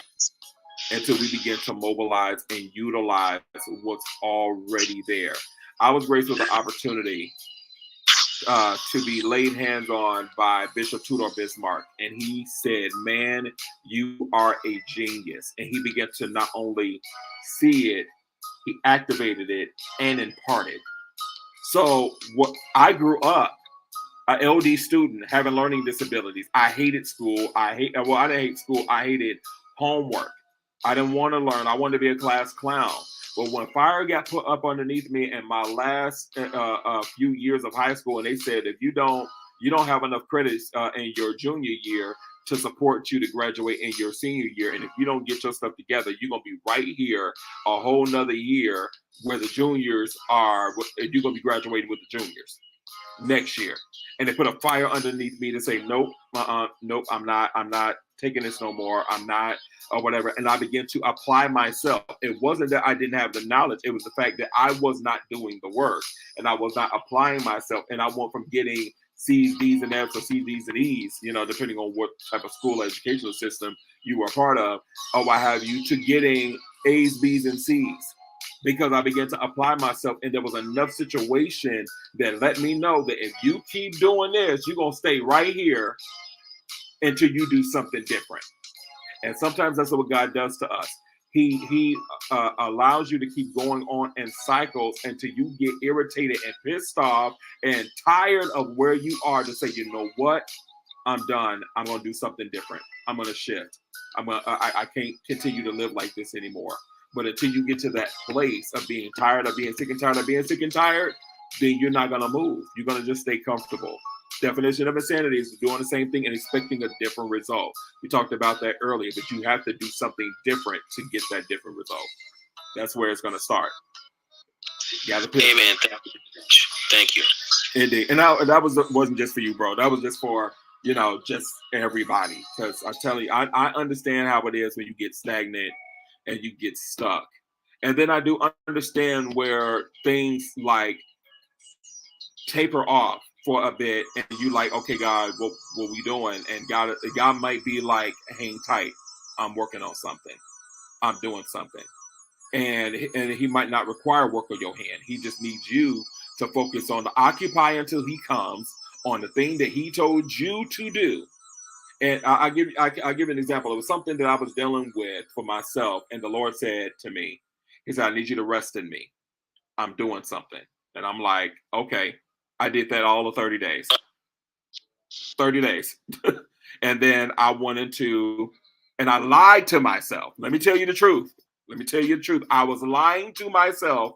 And I said, I'm going to activate my faith and I'll make a move. And I started making a move into something. And it didn't work the first time, and they end up sending my money back. I said, okay, I'm gonna take another faith move. I'm gonna try again. Oh, I have you. Same people, same situation, different scenario. I'm gonna try, and I end up losing the money. And the Lord said, now, are you gonna let me do what I'm gonna do, or are you gonna try to do this in your own strength? Because I told you to rest in me. I'm doing something. And the rest in him did not mean do nothing, period. Just lazy, watching TV, wasting days away. No. I was working on the things that he told me to work on, and the thing that he told me to rest in him about, I took my hands off. But I was working on the things that he gave me grace and the okay to do. And so when I took my hands off, I'm still waiting, but I understand better that when he said, I need you to wait and rest in me, it's because he's working on some things. You know, sometimes, you know, when the heart of the king is being in his hand, sometimes it's so hard as stone that he has to work it and mold it and shape it that it's pliable, that at the appropriate time, when you get there, boom, favor. Boom, access. But when you move ahead of God, when you move outside of the timing of God, when you move in your own power and in your strength, the answer is automatically going to be no, and the door is going to slam closed in your face because you move outside of the timing. But God is literally trying to get things prepared for you because he's trying to make the blessings of the Lord make it rich and out of no sorrow. But when you go in your own timing, your own gift and your own ability, your own gift to gab and all this other kind of stuff, then it either it's going to close or it's going to collapse, and it's not going to be what your fullest expectation it is. So all of that to say this is that, sometimes I'm giving you all the perspective, but you got to be like the sons of Issachar, discerning the time and the season to move in the timing and the season of God, being in alignment with his will, which, as I said earlier, because he might be saying, I need you to pivot because you've been focused on this thing and the river has dried up. The raven ain't coming no more. I need you to go to the widow woman. I need you to go get your next level of provision, but you keep sitting here doing a rain dance, praying and decreeing and declaring for water to come down this river when you're still in the drought season. I need you to go where the provision is and move. There you are. Yeah, there you are. Yay. All right.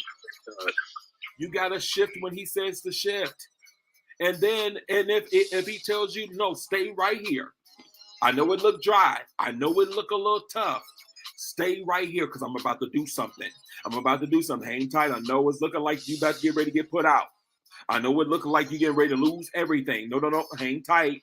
I'm doing something. No, and then sometimes we get in our own strength, and I'm guilty of this because I'm an entrepreneur. Sometimes we know how to pivot, we know how to shift, and we know when we got to struggle, we know how to get some ramen noodles and some Vienna sausages. We know how to get some bread and some jelly if we can't get no syrup, or some peanut butter. I mean, not syrup, peanut butter, or we get some peanut butter if we can't get no jelly, and if we can't get neither one of them, we'll get some syrup, and we'll make a syrup sandwich. Or if we can get a stick of butter, we'll make some toast. We're gonna do whatever we need to do to maintain, because we know struggle well. But sometimes God is like, no, I'm not doing it that way. I'm not doing it the way that you expected me to. And so you think you're going to depend on this person, that person, or that it's going to come this way. And God said, no, I'm trying to come a whole different way. And so God will sometimes put you in a situation that you exhaust all your means, all your abilities, because he wants you to trust him. He wants you to trust him, to know that he'll do it. I had a situation, some recent situations. I'm like, man, I know millionaires now. I could be like, look, I need you to drop me a good 500,000 right now, and so I can go ahead and get this situation, or shift here, or invest in this, or do whatever. And God is like, nope. And even though they have the ability to, God will cause something to happen to them that he'll be like, see, because now you trying to use them as a source instead of me being your source. I got to touch their finances so that they're no longer your source. That's how God is, because he wants you to depend on what he's doing. And he was like, no, I'm not coming that way. I'm guilty of having moments when, and I don't do it always this way, but sometimes I will have a financial strain, and I know I need some funds in my life to get me through, or to advance, and I do a promo or a sell on my businesses to build and to get more businesses. And do you know, for the last 6 years of 17 years of being in business, for the last 6 years, 9 times out of 10, when I do a promo, I get no bites on it. Is because my intention was doing it for the sake of getting me out of a situation, instead of trusting God through it. Instead of moving in what it is that he said, and to wait for him and to occupy until he comes. And then once I do it in my own strength, and he dries that up, and then 5 minutes later, once that's dried up, boom, somebody out of nowhere after I end the promo, be like, oh, I need all this work done. Why didn't you come like 2 days ago? I just did a promo. Because God didn't want you to give it to a full discount. He wanted you to get it at full price, because he was doing it his way. This is the significant part to this process too, is that you got to understand that sometimes when you're moving, you can't move in your own strength. It's not always going to be the way you want it to be and how you want to be it, but you got to submit to God and understand his process is not always the way you think it is. You can never fully fathom and fully understand the complexities of what the way God's will is for your life. You just think, I just ask and blink, here it is, blink, here it is, like he's a genie in the bottle. And that's not how God is. See, when you look at, I was talking about this before, I think last week, I was talking about the movie Benjamin Button, and how his love interest got hit by a taxi. But he explained, the scenarios of all the components that went into place to how that happened. A young lady left her bag at home, and she called the cab late. She ended up going to the coffee shop. They didn't have her coffee ready yet. It delayed a few minutes. Somebody else missed their alarm clock by 5 minutes, delayed them, caused a truck to pull out late and almost cause an accident, and all these different components that happened simultaneously that led up to the young lady getting hit. But he said, if somebody would have got up 5 minutes earlier, this truck didn't delay, or this didn't happen this way, the car would have missed her as she was coming out of the door. So with all that being said, and it's not about a tragic moment, but it's about the fact that there is so many elements and components that go into what you ask for. One person got to meet this person, that got to unlock that person for that person, so that they get the funding that they need, so they can do that. And then they're going to have other people that's going to come through them that's going to need that money, but they're going to get frustrated by their visions that they don't even want to do it. And then all of a sudden, now God is working on you, and you finally get the moving on your vision. You get to write it, and that person that's the investor been holding that money for the longest, and then you're finally getting your momentum, and at the appropriate time, you decide to leave your house, go to the coffee shop, and boom, run into the person that has the money that you need. But it's literally everything has to be done in a chronological order, and we don't even understand that weather, the breeze, all these things play into what come into manifestation for you. We don't even understand the full complexities of it. We just think, I'm going to ask God and boom, it's going to happen. But we don't realize all of the stuff, or even the years of things aligning up for you to come strategically in the right moment, at the right time, at the right place, because you decided to not to make an attempt. You lined yourself up with destiny. You lined yourself up with destiny because you decided to take an attempt, and you decided to make a move. But if you don't, again, you're going to miss it. You're going to miss your moments. So everything is literally strategic in how this works and how this operates. And even what I'm explaining is probably a thousandth of a percent in connection to how it actually even happens according to God's mind and his will and how it all comes to play. But we got to submit, and we got to understand that there is a purpose behind everything of why God does what he does and why he has permissive will and he has his divine will. We have to understand all of these things that happen, and sometimes we would never fully fathom it. But we got to understand that his will is done. Many plans is in a man's heart, but God's will is what prevails. So I know I said a lot of what have you. Anybody else want to share any last thing before we get ready to close out? Yes, I would. Sure, absolutely. Go ahead. You said a lot, and it really brought like clarity to me, because I'm just like, okay, why am I still, in this thing? And it's just like, I've been in this hotel for like 6 months, and I'm just like, I admit, like, I've been, selfish, and not selfish, but complacent, and I heard that, I've heard that, that when God said, rest in me, or rest in my love for you, or everything he said about rest, I've gotten, lazy and complacent, and just very, frustrated with, the process of this whole, writing the vision, making it plain, thing. And what you brought was like very, very clear, and it's kind of like, oh, it brought me very, it put me very at ease. So I'm just like, okay, this is, let's try this again. Let's do this again. Let's not get lazy. Let's not get sleep. Let's not be, complacent. Let's try this again. Let's do this again. Let's get back up again, and let's do this thing. So yeah. Thank you. Indeed, God be glorified. I'm telling you, sometimes God's grace on you so much that he won't allow you to self-sabotage, but he'll let you stay in that cycle until you get it right. And then you'll mess up, and you'll slip up, and you won't be focused, you won't be this or whatever. And he'd be like, okay, you'll do it right this time. And sometimes, because again, we don't understand his will, sometimes he'll test you again. And I slipped up. I made that mistake. I cussed that person out. I got lazy. I didn't, obey him when he said to do this. And he like, okay, you ain't ready yet. I'm trying to shift you, but I got to make sure that you're ready and that you're delivered, or that you will advance. And I know this all too well, all too well. But his grace is sufficient, and he'll give you the opportunities to get it right.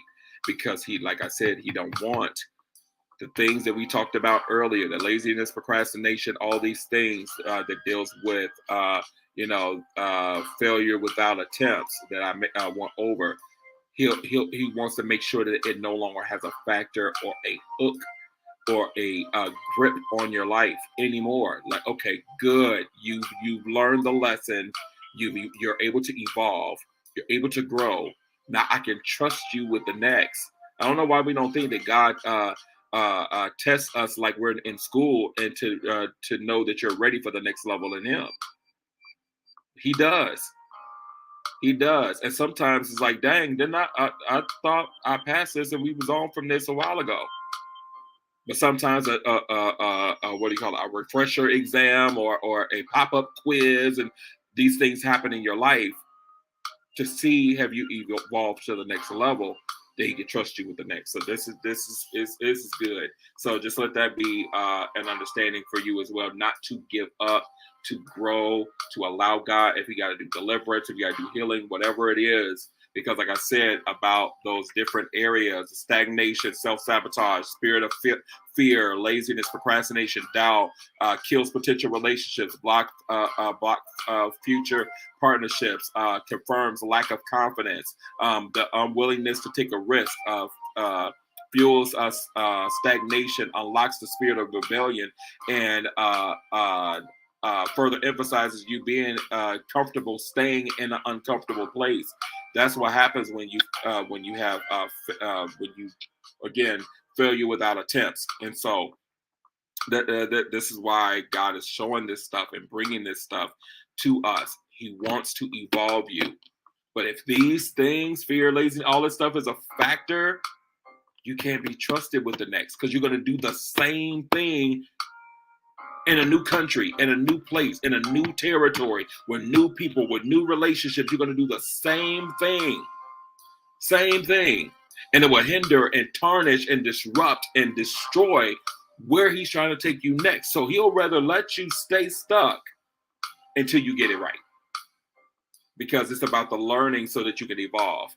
It's about, I'm going to occupy instead of just sitting here twiddling my thumbs and folding my fingers and getting mad that poverty that came upon me and that I'm still stuck in this stuck place. Like I said, until you get sick and tired of being sick and tired of being sick and tired, then that's when you're going to mobilize and move. Anybody else want to jump in before we close out?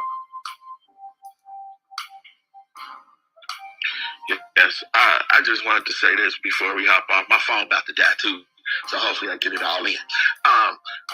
One thing we have to do too is evaluate our speech. I don't know if it was said before. The Bible says death and life. Now, we often quote it life and death, but when you read it, it is death and life is in the power of the tongue. And naturally, in our humanistic mind state, we speak death because of fear. We speak I can't because of fear. We speak I won't fear. Sometimes it's pride and stubbornness. But we speak those things before, then we want to get up there. We speak those things that be not as though they are. We got the power to speak it into existence, but we speak our defeat into existence before we speak our victory. And sometimes you just have to be like Peter. Get out the boat. You don't know if you're going to sink or swim. Just take the step, and I guarantee you will do it better. So you have to speak the life into your situation. I will be victorious. I am this. I am what God called me to be. I am fearfully and wonderfully made. We call them the I am statements. I am what God created me to be. Listen, it don't always have to be Bible to be God telling you something. But the Bible will align what it's saying. See, I had to say that because some people be like, God is not going to. God won't always speak in Bible verses to you, but it will align in what God is telling you to do, and you can align it with the word and the call on your life. So we have to understand that we have to begin to get over our fear by speaking that I will be. I am an overcomer. I am not afraid. With God before me, who can be against? Amen. And I yield my mic. Indeed. Absolutely. Absolutely. You got to change what you speak. Absolutely. And that's the starting point. You know, that's one of the starting points. Your declaration, what you speak, manifest. You know, good stuff. Good stuff, Pastor. Thank you so much. Anybody else?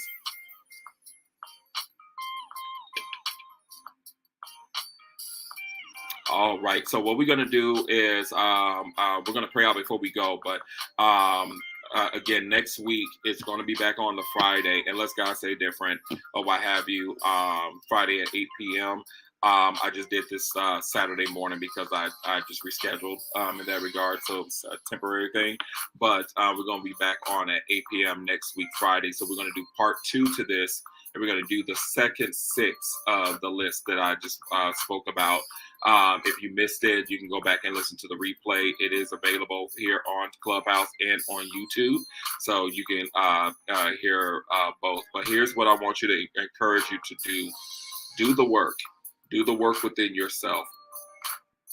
And begin to go over your life and look at where you are self-sabotaging, where you're allowing the spirit of fear is getting the better of you, where you allow because you haven't made attempts that you know it's producing the laziness and the procrastination or doubt in your life. How not making attempts is killing potential, or it kills potential relationships and blocks future partnerships. How, you know, not making attempts confirms the lack of confidence in yourself, knowing who you are in that regard. How it also drives the unwillingness to take a risk. How it fuels stagnation. You know, stagnation is not always at the beginning of starting something. It also can be in the continuing on to seeing it through to the finish in that regard.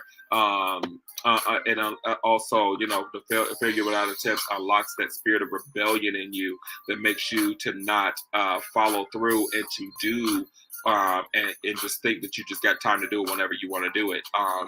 And it puts you in a spirit of rebellion against God because you won't submit to His will. You just do it because it's your will and not submitting to His. And then the last one, like I said, the attempts keeping you comfortable and staying uncomfortable. And so begin to look at those things in your life and begin to analyze them. But here's the thing that I need you to understand. I need you to understand that because you are analyzing your life and God is pulling these things to the surface, do not allow this to be the thing that causes you to further to self-sabotage. Sometimes we get awakenings of things that is going on in our lives what keep us where we are, and we allow that to be the badge of honor to stay exactly where we are. It doesn't fuel you. It doesn't say, you know what, I'm tired of this, I need to shift something. But sometimes all it does say, well, see, that's why I ain't moved yet, because, you know, I'm still stuck here. And it gives you that solidification to stay stuck when God is trying to break that. He's trying to break that off of your life. So allow that when you're going through this awareness within yourself and you're asking God to pull these things up to the surface, that it does not keep you stuck. It does not keep you from failing to make attempts. If you want to relocate, if you want to build that business, if you want to go back to school, and whatever it is your dream or your vision, anything that's connected to your purpose, health, and wealth, you can do it. But it starts with attempts. It starts there. You have to make the attempt. So, Father, in the name of Jesus, God, we thank you for being in the midst of us today. God, we thank you for being in this room, God. God, we decree and declare, God, as we begin to take a self-examination, God, that you begin to reveal to us those hidden places, those in front places that is keeping us from making attempts, from taking a leap, from moving forward into our future, connected to our purpose, health, and wealth. God, we decree and declare that you begin to dismantle and purge and purify purify all these areas that we are talking about in this room today. God, we thank you for being in the midst of us in this room for 3 hours and 51 minutes, God. And God, we thank you, oh God, that you are always in the forefront of everything that is happening in this space and in this room. God, we decree and declare that healing and deliverance will take place in our lives, that we are progressing forward into the destiny that you have designed for us. God, we decree and declare that, God, as we begin to mobilize and we begin to move in your timing, as the sons of Issachar does,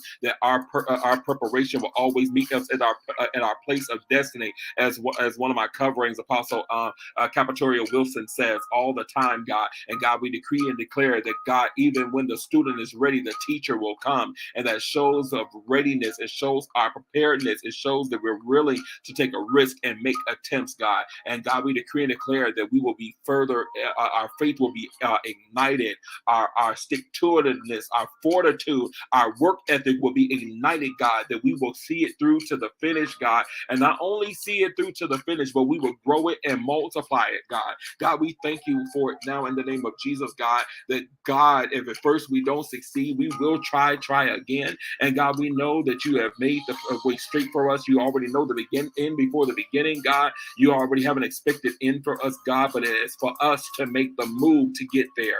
And God, we thank you for it now. We thank you for your favor. We thank you for your word. We thank you for the prophetic release in this room. We thank you for prophetic activations, for word activations, God. But it's up to us to exercise the word. We are held accountable for the knowledge that we keep, God. And God, when we are no better, we are whooped with many stripes because we know the way and we choose to not do right by it, God. And God, we thank you, oh God, for the opportunity to get back into alignment. We thank you for the opportunity to get it right. We thank you that there's no failure in God, and there's no failure to those that are in Christ Jesus, God, that we are victorious in you, that we are more than conquerors through you, and God, that we will win every time when we make sure that we are in alignment with your will, God. We submit to your ways, that because we know that your ways is higher than ours, God. And God, we know if we trust in the Lord with all our heart and lean not to our own understanding in all our ways, we acknowledge you, and you will direct our path, God, because you know the end before the beginning, God, and you would never lead us to destruction. You would never lead us to a ditch. And God, we thank you for freedom today, that we are moving forward into the place of purpose and destiny, God. And we will prosper, be in good health, even as our soul prosper, God. And we thank you for it now. And we decree it over our lives in Jesus' name. Amen. All right, everyone. Thank you all so much for coming on. Thank you all for sharing. I do see that the room was shared 10 times. We had about 77 people that have come through this room that was imparted into. For my brother, Prophet Kevin, the evangelist, coming in the room. Bernstein coming in. My newfound brother, Barbara, coming in. Leandria coming in as well. Amisha, and my mother is in the building, in the room. Prophetess Regina Randall is in the room. Thank you so much, woman of God, my mother. I love you so much for coming in and supporting this room. Again, we're going to be back on Friday at 8 p.m. Eastern Standard Time. So please follow the house at the top. And again, any seed sown is going towards ministry, mission efforts for a work or a mission that I'm doing in overseas in Africa and Kenya, Uganda, Tanzania, Pakistan, and Nigeria, and Ghana. So any seed sown is going to help make that happen. So thank you all so much for your prayers, for any seed sown. And I will see you back on here Friday at 8 p.m. And this room is ending in 5, 4, 3, 2, 1. Good night, everybody.